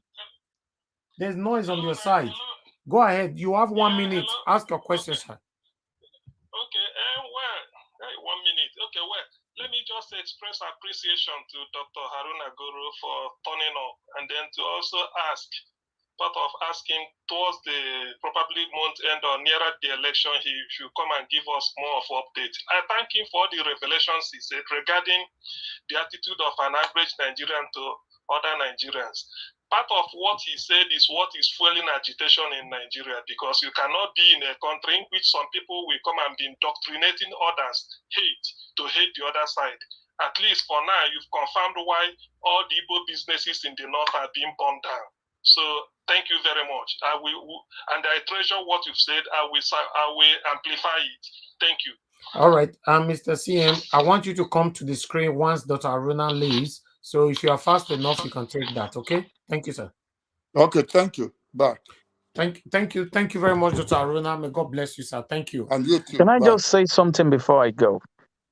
All right. Yeah. You want to talk to everybody, or? Yeah, I want to talk to everybody before I go. Okay. Yes. Sure. Thank you very much, Niger Watch. Thank you very much again, Dr. Aruna. Thank you very much to the concerned Nigerian citizen. I am the happiest person on earth right now, because when I came to this platform, Niger Watch, you can bet me, I feel like crying right now because Nigerians are hearing. I told you, don't fight yourself. Listen. Is it not what Dr. Aruna just told you? The indoctrination is too much. Let us listen to ourselves and reason with each other. Even if we don't share the same common goal, let us have what is called dialogue. Exactly. Listen, let us see how we can contribute. And that is what I've been telling you here. Indoctrination, education. Is that not what Dr. Haruna told you? I've not met him. I don't know him. Right from day one, I told you that the only people that can deliver Nigeria is the citizen. Is that not what he told you? We should stop fighting ourselves. He asked, why are those we are fighting for trying to make sure that they are dismantling the movement? It's true. If somebody talks, oh, you don't support what we do, go, let him go. No. Even if I don't agree with you, you have the right to say anything. And I will also say my own. The best we can do with dialogue. What is our main goal here? Is to liberate every Nigerian from top to the bottom. Nobody pays me. Nobody knows how I feel. I don't care, but my own purpose here. I don't want your money. I don't want your help. I don't want your sorry. All I want is that little boy with a funny name that is selling pure water that does not have a hope, or that is just left there. There are manjuris that are left to suffer by using them as a political weapon to have a sense of belonging as a Nigerian. All right. Israel, I would like to add this quickly to what you are saying. On this platform, yes, we agree, disagree with each other's, but we don't fight. People, it's just like you finish talking now, somebody just come from nowhere to say they disagree with you. Doesn't mean they are fighting with you. And I also agree with you on the area where you're saying that everybody should carry each other's along. It cannot always be like that, because in most cases people will disagree with you, and you yourself, you always disagree with people here as well. But at the end of the day, what I want everybody to know is that we all are fighting for a common goal: how Nigeria can become a better place. That's what we all are fighting for. What Israel is trying to say here, to quickly finish that, is that if anybody is not singing to how we want it to be, we should stop the habit of saying block this person and remove this person, because you don't know, like I've always said before, we have a couple of people, in the past who were against Peter Obi, and today they are for Peter Obi. Patience matters as well. Thank you very much, my people. Appreciate you all. I would like us to quickly finish on this video, then we start talking again. Please, let's listen to what Festus Keyamo was actually saying here. Publish a list of politicians that were banned. Let's focus on the performance of your government, because that is more important. Now, let's leave history. Some of the history you're counting are probably not even, they don't matter to 18-year-old new voters. He said that your government has not delivered, that your government has led to Nigeria from frying pan to fire, and that is marking of the performance of your government. That they voted for you in 2019, does it make your government right in the sight of the right-thinking Nigerians who voted for them, that they've delivered, you have delivered on the promises made to Nigerians? We are taking that statement in the context of the weight the endorsement carries and the type of people they can sway not to vote for us. Because like I said, going into that statement, I was just going into it, you stopped me. Because it can take 1 hour for me to go sector by sector to show that we have done better than Obasanjo's government. That's a long way to go. But I can tell you that the short way to go in this interview is to say, what weight does that endorsement carry, Shehu? Put it in another context, Minister. Yeah. Now, if you look at it, just a moment, if you look at it again, you are a politician and you are a father. First, as a politician, when you go back to your, because they say every politics is local, if you go back home, your constituents will be asking what you have brought for them, either in terms of the immediate cash you're giving to them, or the project, or whatever you're bringing to their zone or their territory. Now, as a father, when you're coming back home, your children will be thinking if you pay their school fees, or you're bringing food to their table. Now, to a larger context, Nigerians will be looking at where you met Nigeria and what is ongoing right now, what is obtainable. You look at the inflation rate, it was at 9%. Now it's over 20%. Unemployment rate, it was 8% before you came into power. It's now 33.3%. Debt profile has risen. I mean, there are debates over what culminates into that. Let's put that aside. What about exchange rate? How much did you meet the dollar? Now, the dollar is way almost 700 and something at the parallel market. Now, you look at a whole lot of indices that are not looking very well. And your Presidential Campaign Council has chosen the slogan of renewed hope. See what the opposition has said about that slogan. They said it is a slogan coming from a realization of failure that want to salvage the situation. So what do you tell Nigerians that, oh, we met these things at single digits when we came into office, but now it's at double digit? Are the lives of Nigerians better now than when you met it? These are the questions they will be asking. So are you going to attribute all that to the APC? So we came on a rescue mission. The rescue mission continues. The damage PDP did to this country in the last 60 years cannot be easily remedied. The question I asked you and how you are able to defend the performance of the APC and the words of the opposition saying renewed hope alone as a slogan is an acceptance or the realization of failure of the APC, knowing that they've not been able to accomplish what they have promised Nigerians. So what would you be telling Nigerians that after 7.5 years, we have failed you, but still vote us into office, we will do better?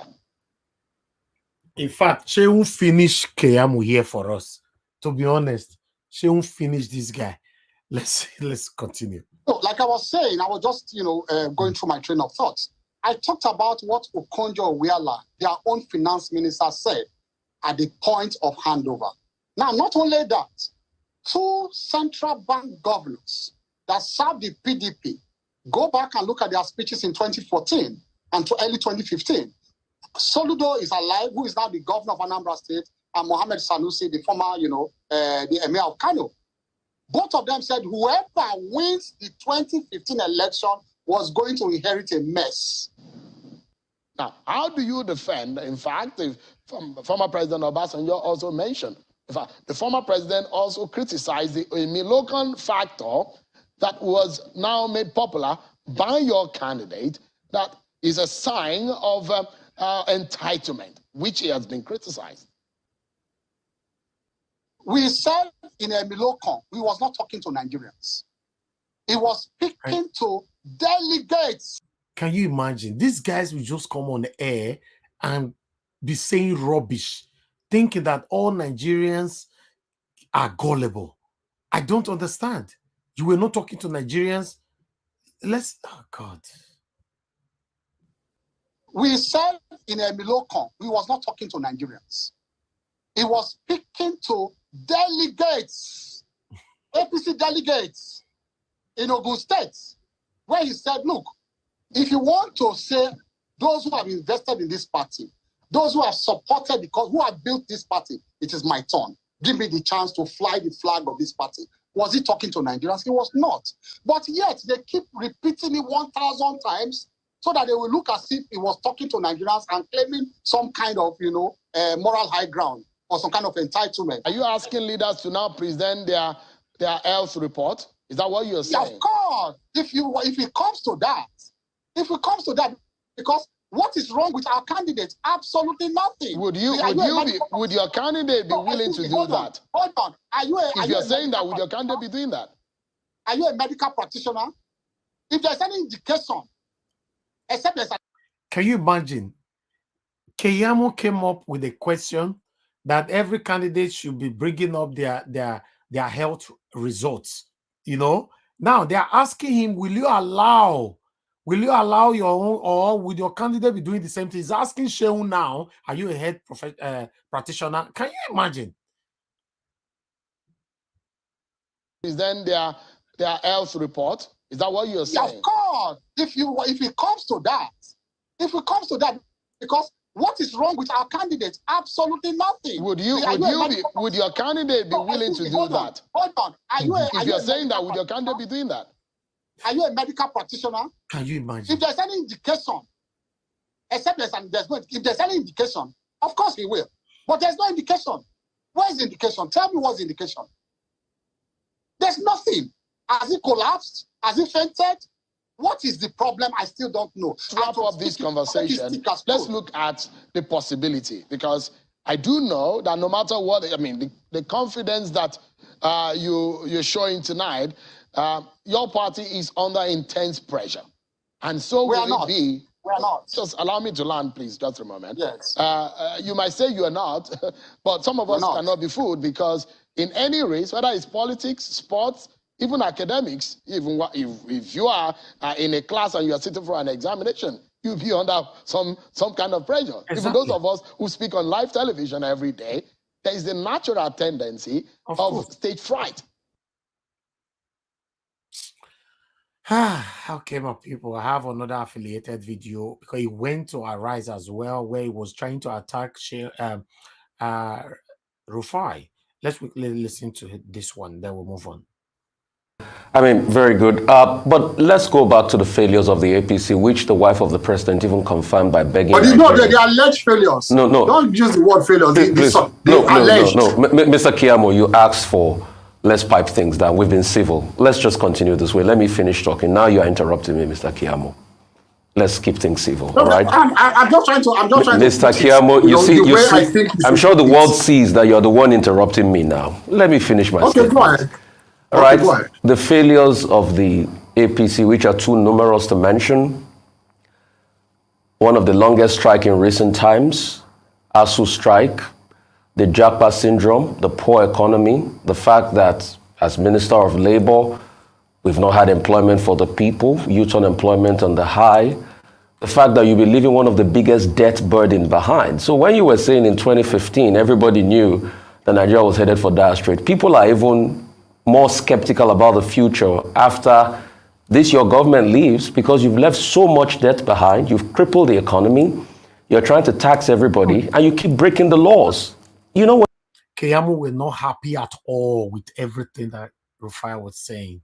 Trust me, was not happy, because you don't want Rufai to call them failure. You should use the word alleged failure. What do you mean by alleged failure?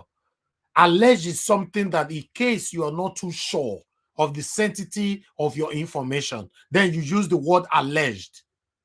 There's nothing like alleged. Everything that Rufai was bullet pointing, quoting right now is fact. APC is a failed government. What do you mean alleged? You see how they try to intimidate this guy all the time. You know, just listen to how he's going to respond with anger. Everybody knew that Nigeria was headed for dire straits. People are even more skeptical about the future after this your government leaves because you've left so much debt behind, you've crippled the economy, you're trying to tax everybody, and you keep breaking the laws. You know what you're doing now? For the first time, you've signed in a budget, the president has signed in the budget, but he's not signed the finance bill. You are a lawyer. You know that's at variance with the laws on ground. He skipped that. So the failures keep mounting. I don't know how you're going to defend all of this litany of failures. Secondly, you say endorsements don't count the... See the way Rufai were insisting on the failure. If you want to die, just die. You are a failure. So take it like that. So this man, Festus Keyamo, is not happy about the word failure. So Rufai, oh God, Rufai, like God will bless you for me. Oh.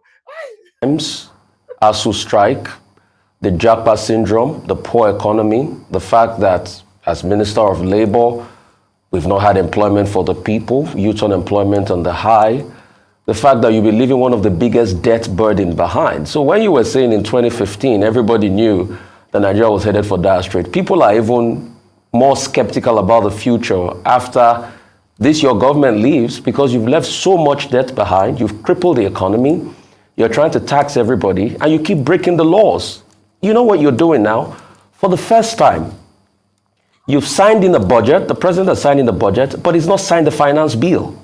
You are a lawyer. You know that's at variance with the laws on ground. He skipped that. So the failures keep mounting. I don't know how you're going to defend all of this litany of failures. Secondly, you say endorsements don't count the dime a dozen. They don't count so much, yes, and I believe you. So much that your party had to divide their Afenifere after Payo Adebanjo endorsed Peter Obi. Then there was a going to Parfashion Roti at the back to seek his endorsement, and he gave it. So now we have for the first time Afenifere, two great Afenifere leaders endorsed two different people. And you say endorsements do not count a lot? Two questions, please, as we wrap up. The first one was not a question, the first one was a comment. So that's why I was correcting you. You were saying the economy has failed, blah, blah, blah. That was not a question. So I would prefer that we move this discussion out of this forum so you don't sit down there as a journalist. Move two of us as co-debaters to somewhere, and then we debate it, me and you. I was expecting that you were there to ask questions and not to debate with me. So please, I think we need to get Kenneth Okonkwo for this man.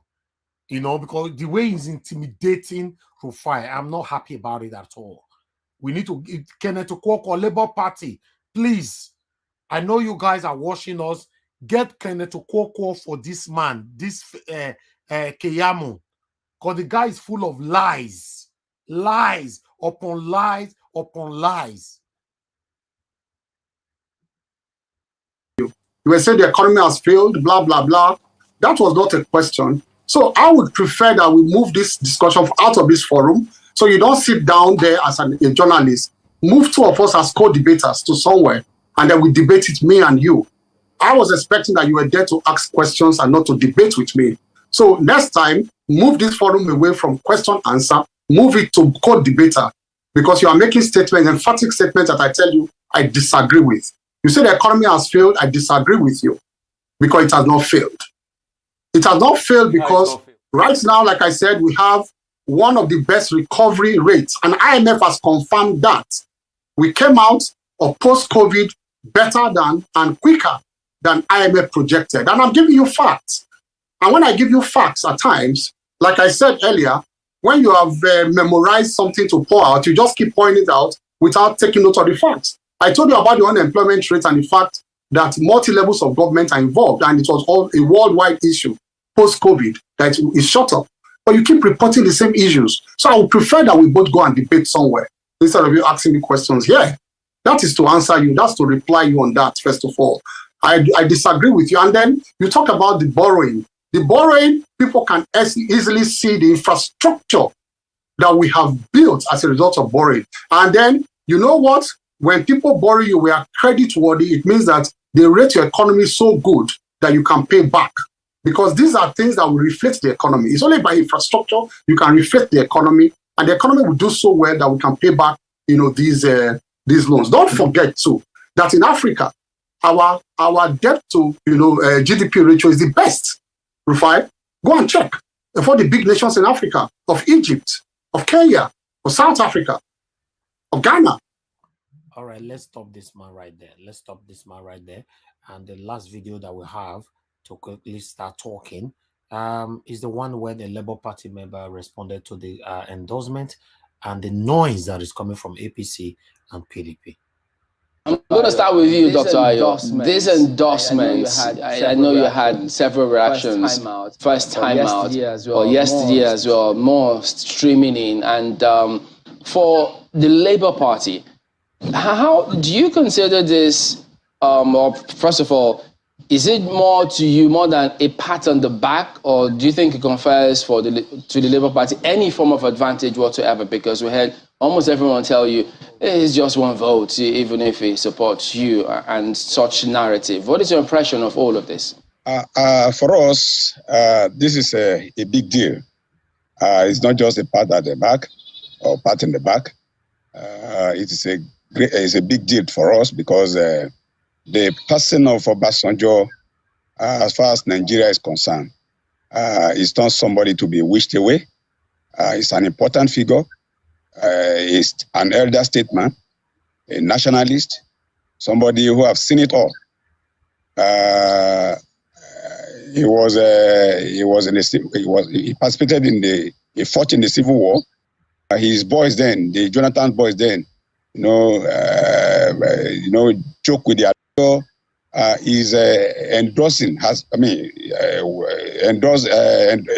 the Labour Party, particularly our presidential candidate. It means he's saying something. Yeah, but Dr. Lorifemi, at the end of the day, for every politician, it boils down to votes. So when you say this is a big deal, given his pedigree, granted, but how is this deal so big or bigger than one vote? Nigerians are watching. You are looking at those few Nigerians that are stealing our money and believe that they are so powerful. They have weaponized poverty and they believe that money can do everything. No, Nigerians are departing from that narrative. They are watching. They are the ones feeling the pain. And Obasanjo is only joining them in feeling the pain. And he's telling them right now that, look, you can't continue to suffer in this manner. You don't have any reason to suffer in this manner. And therefore, I am giving this guy, a clean bill. I'm giving this guy an endorsement so that Nigerians will know that, look, from the benefit of hindsight, from the benefit of experience, I am now telling you that this person is better than every other candidate, particularly those two major, candidates from the two so-called major political parties. These are the people that gang up against us and threw this country into this mess. All right. So, Okay, we stop that right there. Thank you very much, my people. That's all the video we have for you today. We're going to start talking for the second segment now. I'm going to be starting with those that just came in, unfortunately, because I paused them earlier on for us to attend to our guests. So I would like us to Najado talk to us. Alex Edo Pikin, please talk to us on all that we've showcased here. Yeah, my people. Good evening, good afternoon, good morning, depending on where you are in at the moment.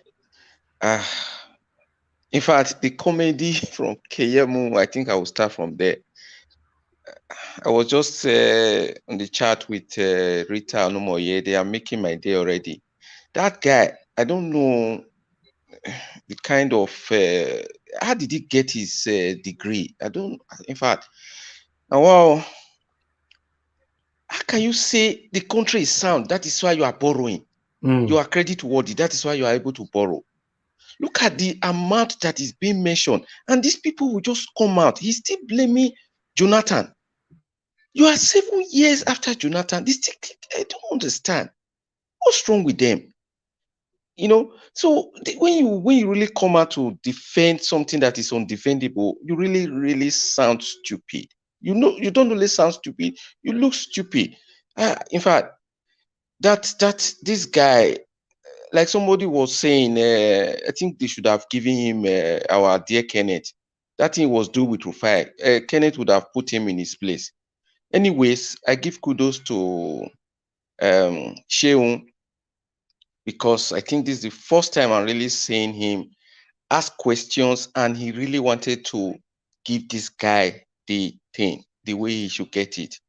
Because Oga Festus, you not try at all. You not try.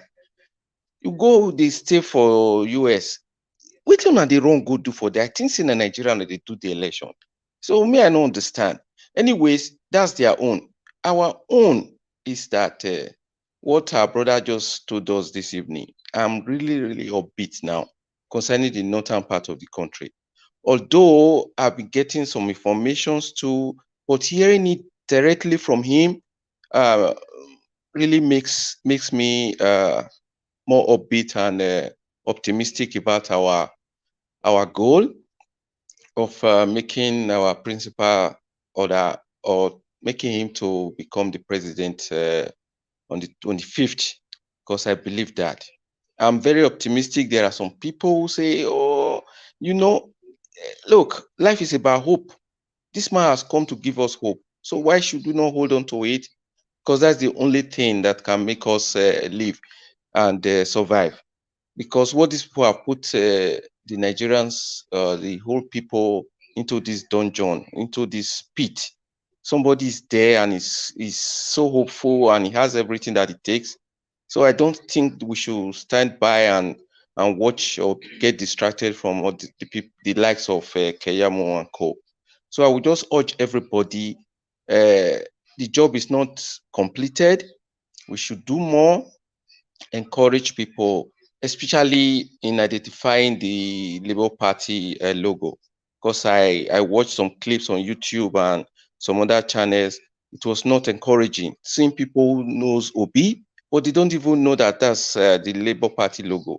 So that's where the work really needs to be done, so that we are going to get every vote that is necessary to make sure we get to our goal. So I will yield now and give room to other people. Thank you very you. much, brother. I appreciate you. I can see you guys are already having a meeting in the private chat. God bless you, my brother. All right, let's move on now to the next person that we have here, which is okay. Okay, let me go to Madam Rita before Moye's corner. Madam Rita, good evening to you. Because now my wonderful sister, I rest. I want shout, but I rest. You know, I just select that way new enter. You know, go reach the CM time now before I'll start with the old people again. You know, Madam Rita, if you're available, please talk to us. Victor, don't enter. Yes, I see you. Okay. I didn't know, because I don't know what's going on with the system. I think Elvis, your voice is going off and on. I don't know if it's my system or yours. So I didn't know you called me. Oh, I think it's your system, because everyone is hearing me. Is it me? Can anyone hear me? No, we can hear you. I asked a question earlier on. Good afternoon. Okay, good afternoon, everybody. I asked a question earlier to Mr. Emeka. I was talking about if Nigeria was to be made a movie, just like what he said, Nigeria is like a movie. I wanted to know, who will he cast himself as? I mean, I already proposed Soludo to be acted as Emeka, but Emeka, just on this side, I want to ask you, like, who would you want to cast yourself with all these things happening? Who? I think you are the director. You've already chose the role I will play. So I could laugh for that one. An actor does not pick this script, the director and executive producers would look at the person and say, okay, I think you fit this. Keyamo. Now Keyamo go No, take no, this Keyamo script, cannot fit Emeka. It's Soludo. take this Soludo would script fit. and That is my opinion. But anyway, Mr. Emeka, I just wanted to but respect your anyway, opinion. I appreciate you giving me a role as the director of the movie. I think Soludo is not a bad actor. I think I can act that distinguishedly. Thank I you know, very I much. know you would, because you have no candidate, and we've seen where you're directing your postulations to. So you see, I'm pretty much a good casting director. You will make a very beautiful and fine director.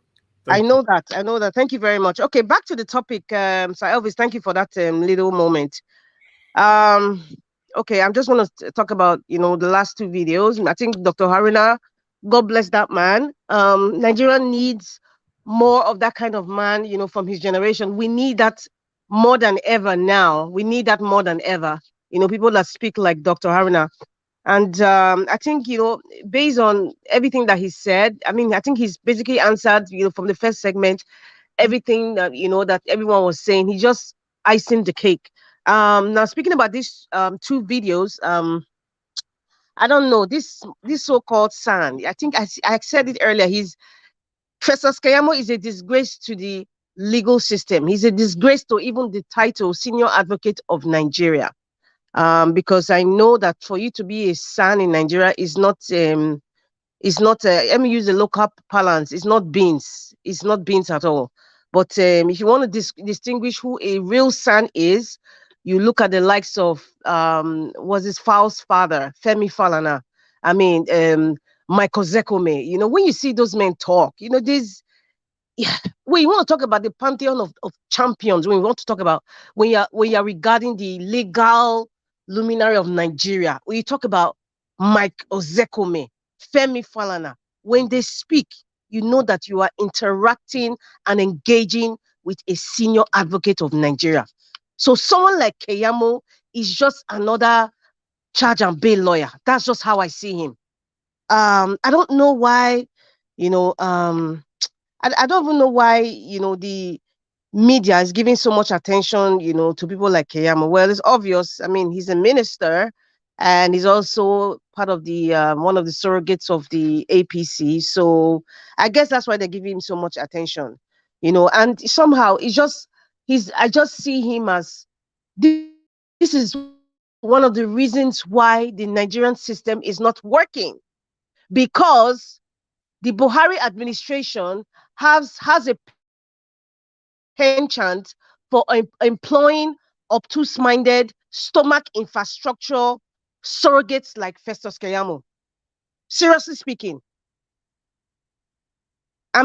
how can somebody like this now man the affairs of an administration properly? How? Just looking at the way he talks, the kinds of his train of thoughts, the way he expresses himself, you just wonder why the system is broken, because we have square pegs in round holes and vice versa. Another thing too, I don't know why even the media gives so much attention to people like this. And then there's something that he was talking about. He said they inherited, in quote, the APC inherited a mess, according to what he said. The former CBN governor was saying, blah blah blah, and it's so funny that he couldn't even tell us in simple language. I'm not even saying using the legal language, is simple language. Explain to Nigeria, you inherited a mess. How have you fixed this mess point by point? How have you fixed education? How have you fixed insurgency? How have you fixed infrastructure? How have you even fixed our debt profile? How have you fixed the value of the naira? How have you fixed the quality of life of Nigerians? There's no, if you're a CEO of a company and you want to employ a manager or somebody from, to be part of the ESCO, and then there's no CEO that wants to hear problems. They want to hear solutions. That's how you get people who understand the system, who understands a problem, and you are a problem solver. I'm tired of hearing the likes of Keyamo with all these tantrums that are empty, that you cannot even defend. You are complaining that you inherited. We are sick and tired from the vice president to Keyamo. Okay, what have you done? You have put us in pain. You have put Nigerians' blood and sweat is flowing in the land. Pain and tears is flowing in the land. Impunity is flowing in the land. Killings is flowing in the land. Can't you even talk about one of those things? That is why I said, you see, all these people like Festus Keyamo, is Agodo empty? They're just empty. So I'm not even surprised. So I don't want to waste so much. And there's another thing he said. You know, he was saying that, okay, let every candidate bring their medical report. You know, I said, like, I was just saying, oh my God, it couldn't get any worse. This is just beyond. If he dares says that, the so-called candidate, the Agbado man, the man at Bodilon, he couldn't even present himself for the peace accord. He could, finally, he couldn't present himself for the town hall meetings. We cannot present himself for proof of age, education, lineage, you know, source of wealth. You know, it's even the proof of his agility. We can't even see it. Then how dare someone like Festus Keyamo come and say, let everybody bring, let every candidate bring their proof of health. It's ridiculous why we have to keep swallowing and digesting people like this. It's annoying. It's degrading to our mental intelligence. It's really annoying when I hear people like this speak, and I hear that stations even entertain people, these jokers. In fact, they're even less than jokers. Come out and try to convince people about something that is rotting. I don't understand. And I don't understand finally why there's so much emphasis. The media is having so much emphasis on this endorsement by Clark and OBJ. Why is it like an itch that they cannot stop scratching? Why?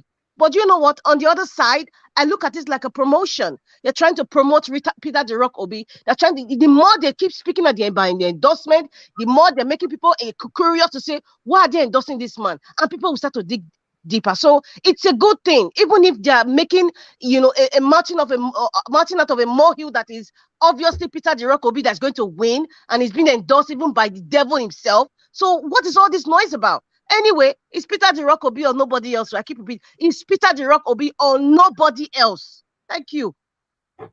All right, it's Peter Obi or nobody else. I support that. Thank you very much, Madam Rita. You know, let's say you vest this evening for it because I know you don't like Festus Keyamo at all. All right. Thank you very much, my people. I'd like us to quickly move on to Omoye's Corner, then CN. Omoye's Corner, please talk to us. Thank you very much, Mr. Niger Watch. Thank you, everyone. Thank you, Sister Rita. Sister Rita is always, I say we in sync. Whatever she's saying is what, you know, I also have intentions of mentioning. But I'll just quickly add this. I'm not going to take up so much of your time. I'm just going to say this. Please, Agbado is non-existent. We know that the only power he has is to truncate people's votes. That is where their energy is. Let's just call it what it is. There's nothing to analyze about him. Has he spoken to you? Mr. Niger Watch, have you heard Agbado? Has Agbado told you what he wants to do for his people? I want to hear. He don't talk to you. You don't hear him. You don't hear him for any platform. He don't go any town hall meeting. Apart from the one when they orchestrate for them, give them, they go tailor the whole thing to make them look like say they talk. Even the one where they tailor say Baba Blue, up and down the place. He's the greatest TikTok comedian. The man is not one of the candidates. Please, let's just call it what it is. Nobody sees him as that. Nobody values him as that except his minions and those who are profiting from him, who are not ashamed to continue to take from Baba that should have been in the home with his grandchildren. There was a recent video that came out where he was trying to use the bathroom and they had to rush him, and because they know that cameras are doing a lot of damage, showing the truth about what's going on, they quickly told the camera people, there were people who were almost undressing him, removing his agbada, whether he had an emergency incontinent issue that he needed to address to, is left to be told. But I'm going to say this, Agbado is not a candidate. He's non-existent because we don't know what plans he has for Nigeria. We know what the people he surrounds himself with think he wants to do, but we know that what they are relying on is truncating the votes of the people. That is their power. That is what they are leveraging. In a real democratic setting, he would not even be showing, won't be showing his face all over TV. And you and I know he's not the one that is running. It is Boko Haramists that is going to be the president of Nigeria. We need to keep sounding that, because I don't think people understand. The man has no popularity, even in the so-called Lagos that he claims to have built. Majority of the votes are not going to go to him. Every other place is not like Lagos. A man that wants to buy and pocket everything, nepotism, wants to put his family and those who he chooses. God forbid such a person. Anyway, me, I know it will not happen. To me, he's a non-existent candidate. Now, I'm sorry, let me quickly add. Mr. Naija Watch, I never talk rich now. Why they do me like this? Okay, not best. Okay, then the other one, when I want to mention, Keyamo, I stay up to almost 3 a.m. yesterday. I watched this man on channels and I can't go back to Arise. The man is talking a lot of Bangladesh, according to Sister Rita. Rubbish and nonsense. You see, all these people, Mama tell now, no good to market bad product. He get one stage, the market is scratching head. He don't know what to talk. No. Idale salo bua or what the fiowoto. Over here, he don't know what to talk again. If you ask a question, anger, 90 they respond, anger, because he has nothing. You cannot defend the indefensible. You cannot speak to your nobody. He is the one asking the question. He is also the one preventing you from responding. Defense. That is all their antics is about. Coming to defend, trying to make their candidate relevant by all means. When they know the man can never be relevant. Titi lie, he will not be relevant. You understand?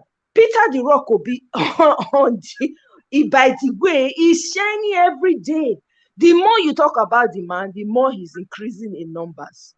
You talk bad though, the man is increasing in numbers. You talk good though, he's increasing in numbers. They cannot do anything about Peter the Rock Obi. And on that day, we go celebrate.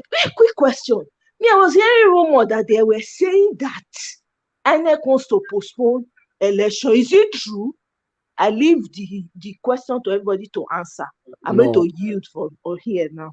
Thank you, Moyesko. Now on the last question, I'm not sure yet because I've not seen any thing like that from a mainstream media or any newspaper. So it might just be a rumor for now. So let's continue to believe on what we can see for now. Thank you very much. Okay, let me do Victor before CM. CM, you want to, is your turn though. You want me to do Victor before you? Okay, let me do Victor first. Victor, good evening to you. Good evening, Naija Watch. I bet you have 5 minutes, so thank you. 5 minutes plenty now. My blood they hot here. Good evening, Nigeria. Good evening, Naija Watch. Good evening, my fellow guys that are online. The one writing the messages, God bless every one of you. The one watching, more grace to you all. The one supporting Obi, may God continue to increase you all in Jesus' mighty name. You see, amen. You remain 2 minutes. You remain 2 minutes or 5 minutes. You don't start. Keyamo, when I even put out like Keyamo na write off. I watched all the interview and I was shouting, I was laughing, I was shouting, I was laughing. And I remember the time we started attacking on now with some other guys. We are attacking the channel's anchorman. We are attacking to the extent that they have to stop people from messaging.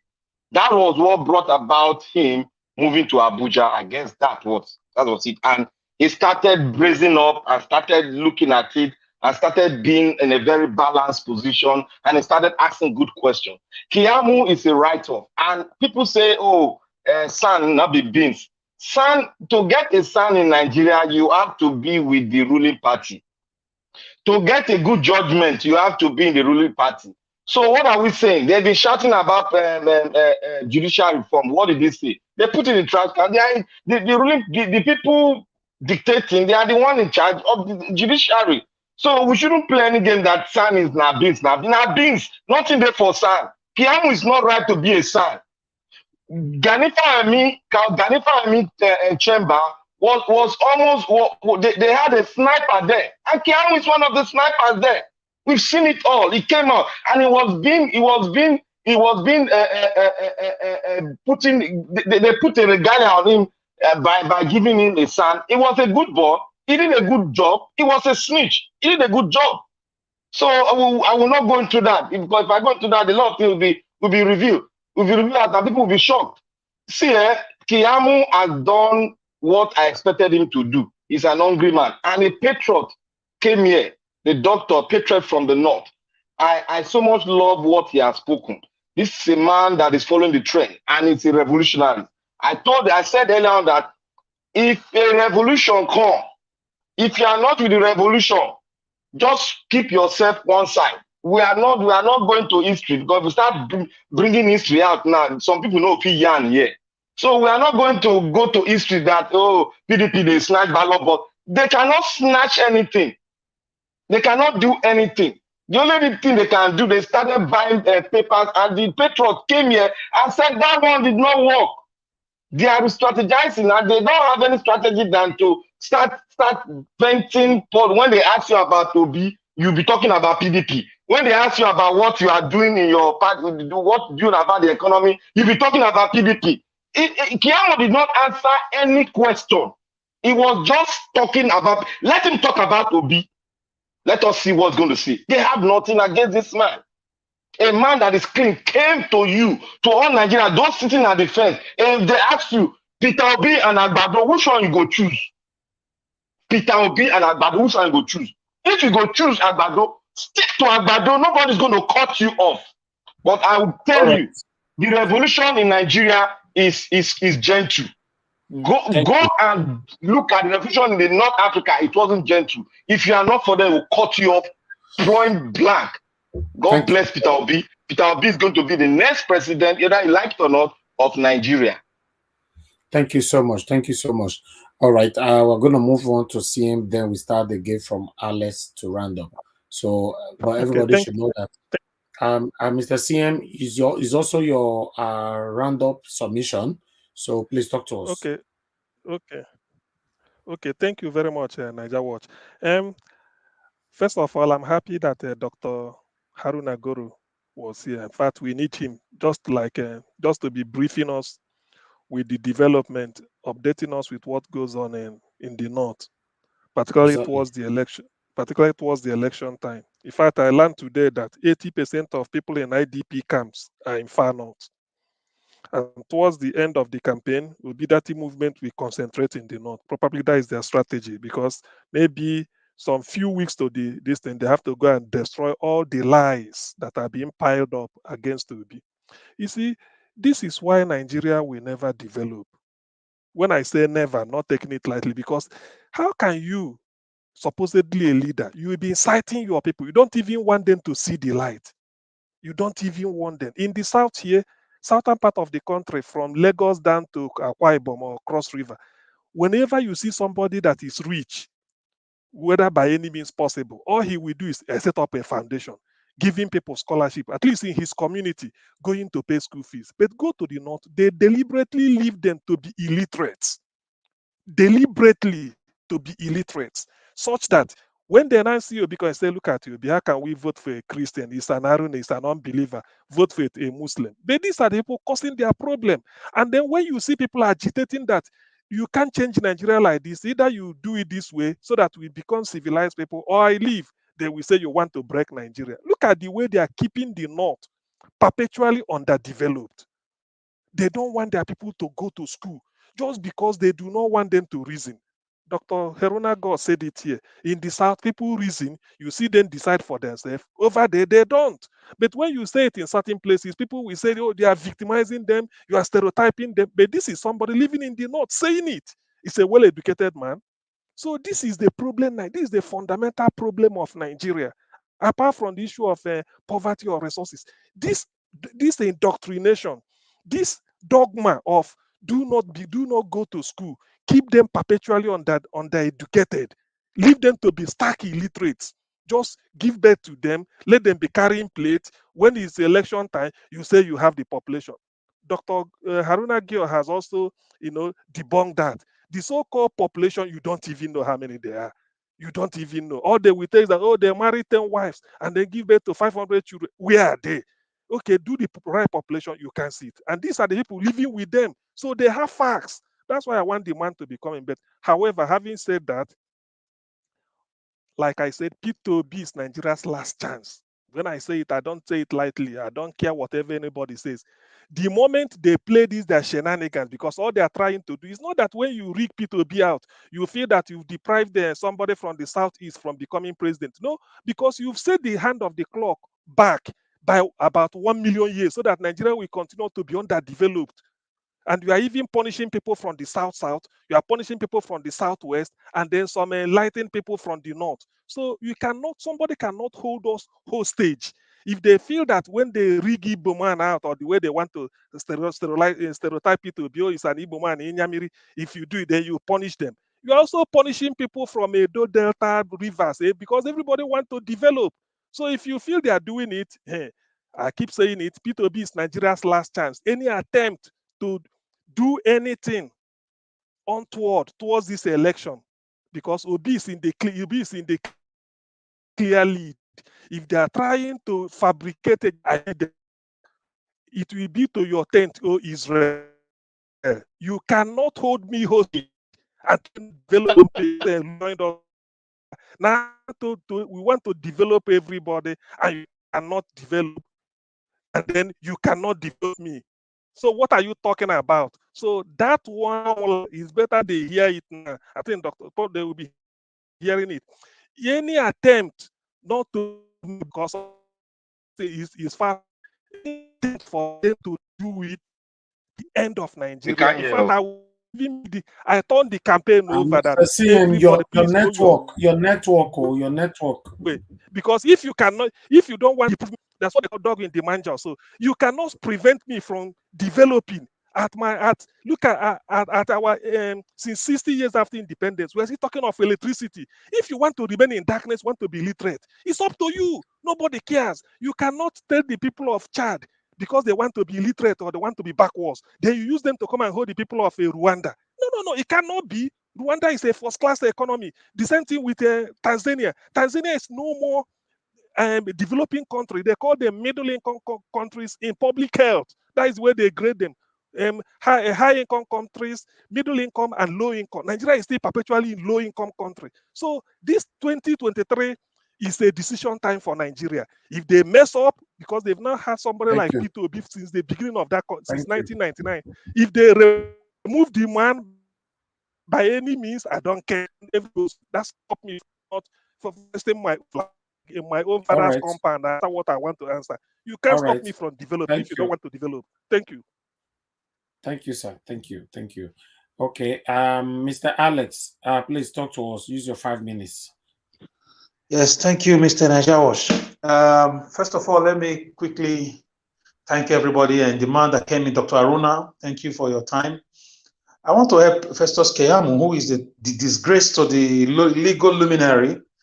He's a disgrace to his credentials. I want to help him with the achievements of President Buhari in a rhetoric way. Under President Buhari is when Deborah was killed, a young lady.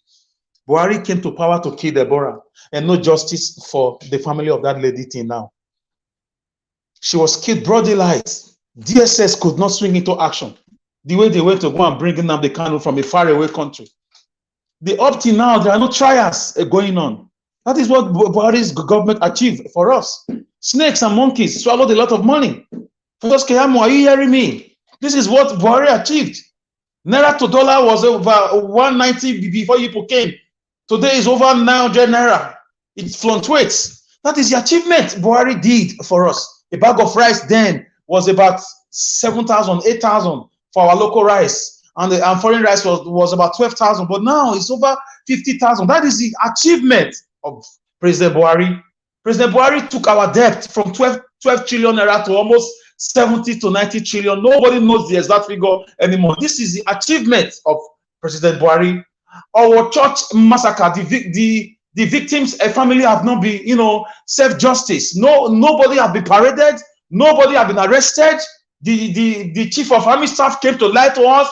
There is no follow-up on that case. This is the achievement of President Buhari. It's a laudable one. It's a good one. The Kaduna Abuja train that was kidnapped, over 900 passengers. A particular lady was killed. More than 60 people were killed. A girl who was a medical personnel was killed. Her family are still, in pains. This is the achievement of Buhari. 6 billion naira was paid in ransom by the families of victims. This is the achievement. And we have a commander-in-chief and the ministers like Keyamo. This is the achievement of Mr. Buhari.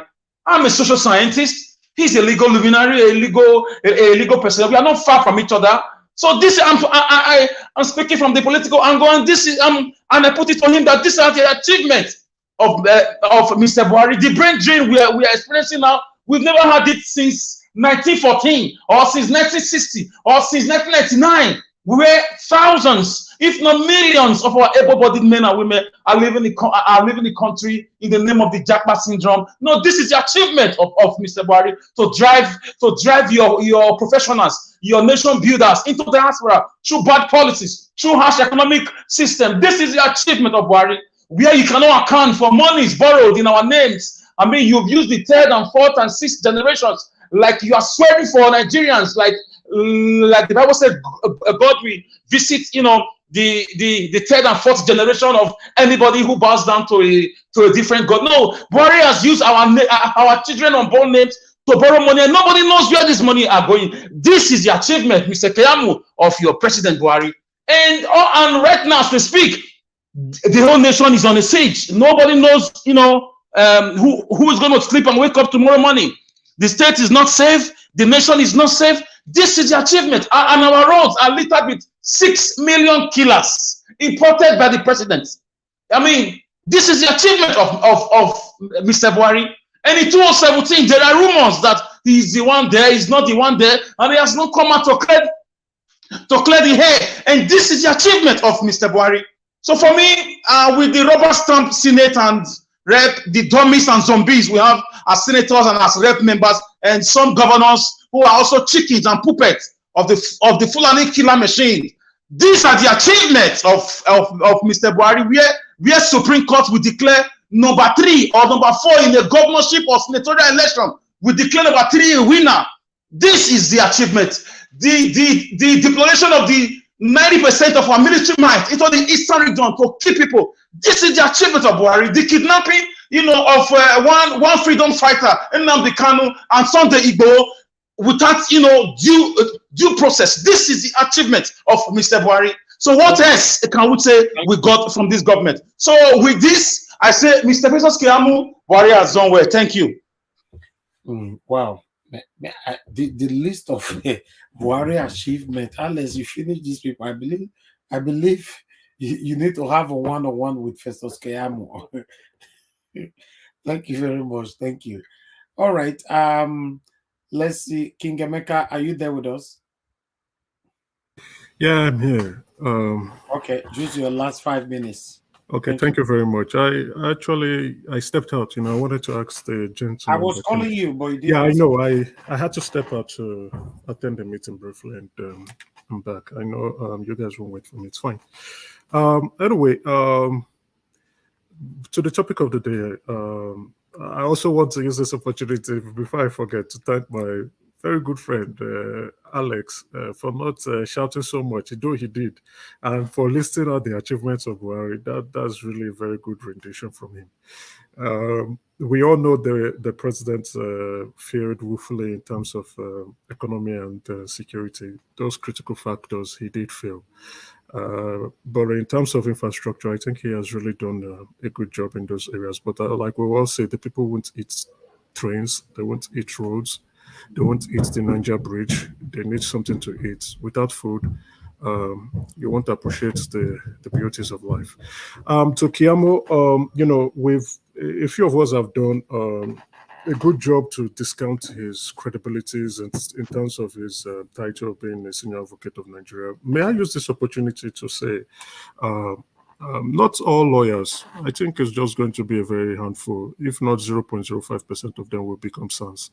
Not all lawyers practicing in Nigeria will ever become sons. And that has to do with your ability your credibility in presenting your case, winning your cases, and not just in ordinary courts, but in the Supreme Court of Justice in Nigeria. If you have not represented or you've not taken your case up to the Supreme Court of Justice on numerous occasions, you don't get the privilege to be a son. You don't buy it. It's not bought. Your credibility must speak for itself.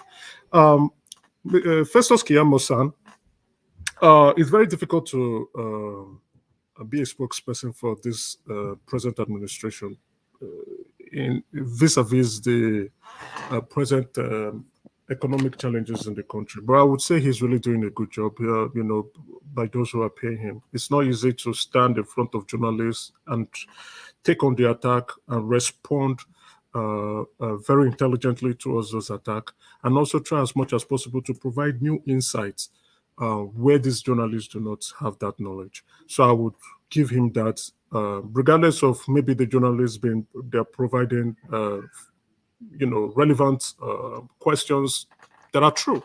It's not easy to defend the Buhari administration. Likewise, and also the presidential candidate of the APC, But again, we must not also take away the damage done by the country, done to the country by PDP. We cannot discount that too. But, like we all say, the APC said we're off for the job, and they took on the job, and if they find it very challenging. That is why, if as a student of politics, that's why I look at politicians and I smile. Many of us have been hopeful and putting our emotions and prayers into the obedient train. Politicians will tell you everything, and when they get into power, they do nothing or they do little. The reason being that maybe they do not have enough information on what is going on, and when they do, they find out that their hands are tied, or probably specific people need specific things to be met before they can deliver. So, as a student of politics, I laugh so much, especially when all the politicians, including Obi himself, when they speak, I laugh because it's easier to say than to do. All right, so the main thing I wanted to say today is, I wanted to ask the gentleman a question. He was speaking about certain things, but he didn't say that. I think Alex asked him a question, and I wanted to say that for those, based on the collection of PVCs so far, I think it's 6.25 million people are yet to collect their PVC. I think 96 million people registered. Only 72.77 or 72.8 has collected so far, and the South is typically still the least among the group. But to share this news to many of you, the obedient train or obedient supporters, I think this North Central is the second highest. And in the North Central, Benue State is the highest. So which means a lot of people are really interested in voting this time around. If the first is Southwest, 12 million, 12.8, Lagos being the highest, followed by North Central, which is 11.6. And then I was expecting the Northwest to Okay. Oh, okay. No. My apologies. Sorry, I erred. I think the Southwest, then the Northwest, then this North Central. So I was expecting the Northeast to support the North Central, but the North Central, which is a very strong battleground, is, a lot of people have collected their PVC there. That's an interesting region to watch during this election. Another interesting place to watch during this election too is the South-South. So the North Central and the South-South, not the Southeast, will actually determine how this election will play out. Thank you very much, my fellow people. Thank you, Mr. Emeka. Thank you. All right. The next person right now is To Niger. To Niger, are you there? Your 5 minutes. Dr. Nigeria is not available right now. I would like to quickly, I think everybody have contributed. Okay. No, I haven't. Yes, Chuksibu, talk to us, sir. Yeah, thank you, Mr. Elvis, once again. If I understand what Mr. Festus Keyamo is doing is, I had Emeka said that the journalists are intimidating him. Emeka, that is wrong. The journalists are doing their job. No, I didn't say that. I didn't say intimidation. You did. I didn't. No, you misquote me. I said in view of them, attacking, right? Attack and intimidate. What is the difference? Attack is even worse. Attack is even worse. But quote me properly. Intimidation. Yes. You haven't attacked. So if you attack, that is even worse. So I don't know where you get that notion that when a journalist is doing his job, is attacking somebody. They are there to ask them questions that matters to Nigerians. Because they are there for Nigerians. So, and if I might even say, Festus Keyamo should come out and apologize to both Sheung and Rufai for attacking them, because he is the only one attacking anybody there, because he is not happy with the question they ask. If you don't have anything to say when you are asked a question, just say you can say. Your journalist here will press you to get the answers the people want to know. So for him, he came there with emptiness. That's why he's, like you rightly said, it is difficult to defend APC and their government. It's very, very hard business to do, because there's nothing to defend. Aisha, the wife of Buhari, came out to apologize to Nigerians, saying my husband has failed, and somebody put it to Keyamo. He can't even, and he said he wasn't being attacked. How does that? You see, the wife of the president is Festus Keyamo telling me that he knows Buhari more than the wife. That's the question we all should be asking. I don't think Festus Keyamo knows Buhari more than the wife. So if the wife comes out to say, hey, my husband has failed, Nigeria, sorry, or are you telling me she's just there to prank us? That's the question. He has nothing to say. And like we said, it's a pity that somebody like Keyamo, if you know you can't do the job, resign. Resign. It's as simple as that. You came on, like APC told us, oh, we have problems in Nigeria. I heard him saying, obvious question, was saying, predicting it. That's why you're there. Things are going wrong. That's why you say, hey, we can't accept this. I'm a Nigerian too. We can't accept this. Let's do it in a wrong way. And if it might interest you, Mr. Obi said, hold me responsible. I am not going to give you excuses. And that is why the likes of Obasanjo said in his letter that we can draw his ear. When he's saying that, it is we Nigerians he's talking about, not them, the politicians, drawing his ear. It is we Nigerians, like we said it here. It doesn't matter who is in the Senate and the House of Assembly. If they fail to do what we Nigerians want, we will occupy that place. Thank God Mr. Haruna just said it here. We've been saying it on this platform, and he repeated it here, that it shouldn't be a problem, because when they try that their nonsense, we will occupy it. And that is why we are looking forward to vote Obi. We are not voting Obi because he is a magic hand. But when we demand, he will listen. He will not send soldiers. He will not send police that is being paid with our money to come against us and shoot us and kill us. That is the reason. So if any one of them, if you know that the job is too difficult for you to do, you should have done the honorable thing by resigning.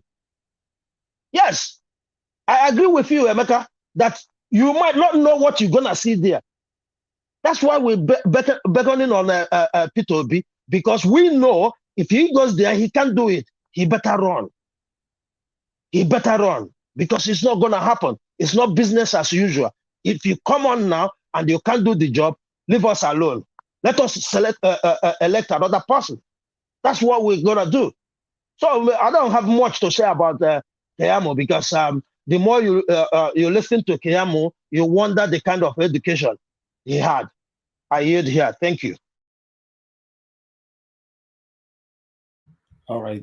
Thank you very much, Mr. Shooks.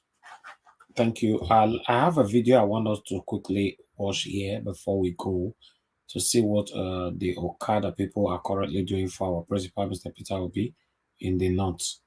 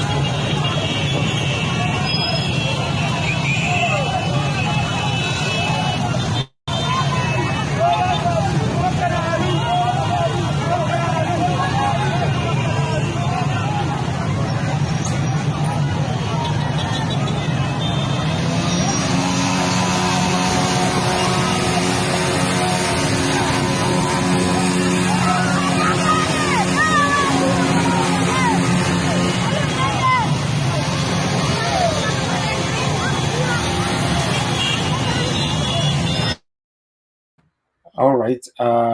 Yes, I thought I should bring this to you guys to see what is currently going on. And there's other videos that is currently circulating that Tinubu hired a crowd, today and all that in the somewhere in the north as well. But I'm not really paying attention to that because I don't have any interest on that at all. Okay, let's see another video here, which is the last one I quickly need to show you of our efforts so far. Labour Party Imo State, we are in business. We have just received 27 Sienna brand new, one for each local government, all well branded. This is the one for Oru East. Now, this is Owerri West. This is Sunjaba. All 27 local governments are represented. The one blowing his on for me is from Ihitu Boma. Labour Party Imo State, we are moving. This is Labour Party. Every local government has a boss. This is a member now. This is Idat or not. And this is all through the largesse of the Humphrey Anumudu Foundation. Let's take back our country. This is amazing. This is fantastic. Labour Party, forward ever. All right. Thank you very much, everyone. That is the end of the broadcast for today. Thank God bless you now. Thank you very much for sharing, for liking all our wonderful panelists today. Thank you so much. And a big thanks as well to Dr. Aruna for joining us today and for taking your time to take questions from every one of us. I want to say a big thank you to all my commenters, my callers, my panelists, every one of you. I want to say thank you. We're going to start it all over again tomorrow. Please endeavor to join us on our newspaper review tomorrow, 10 a.m. in the morning. Why the same 5 p.m. tomorrow, we're going to be here talking about the things that's affecting us. Fridays, our debate, if you are new to us here, Fridays, our debate, which is 6 p.m. You can join us where we argue, talk about everything that's affecting us, disagree and agree. We don't fight here. We only, disagree with each others. And at the end of the day, we come to a agreement. I appreciate every one of you. On Saturday and Sunday, we're also here 6 p.m. in the evening. We are literally here every day, 7 days a week until the day of election. After the election, we will change all our timing again. But for now, we have been doing this now since March or April, yes, we'll be consecrated to our time. The dedication is obvious. So after the election, we'll change everything again. But before that, let's stick together. We are close. Please, nobody should give up. Please, now beg, now the beguna. We are very, very close. Let's stick together. Thank you, my people. I'll say good night. Because I said the failure of PDP and APC has made their spokespersons compulsive liars. And I'm talking statistics to be fact-checked. Solomon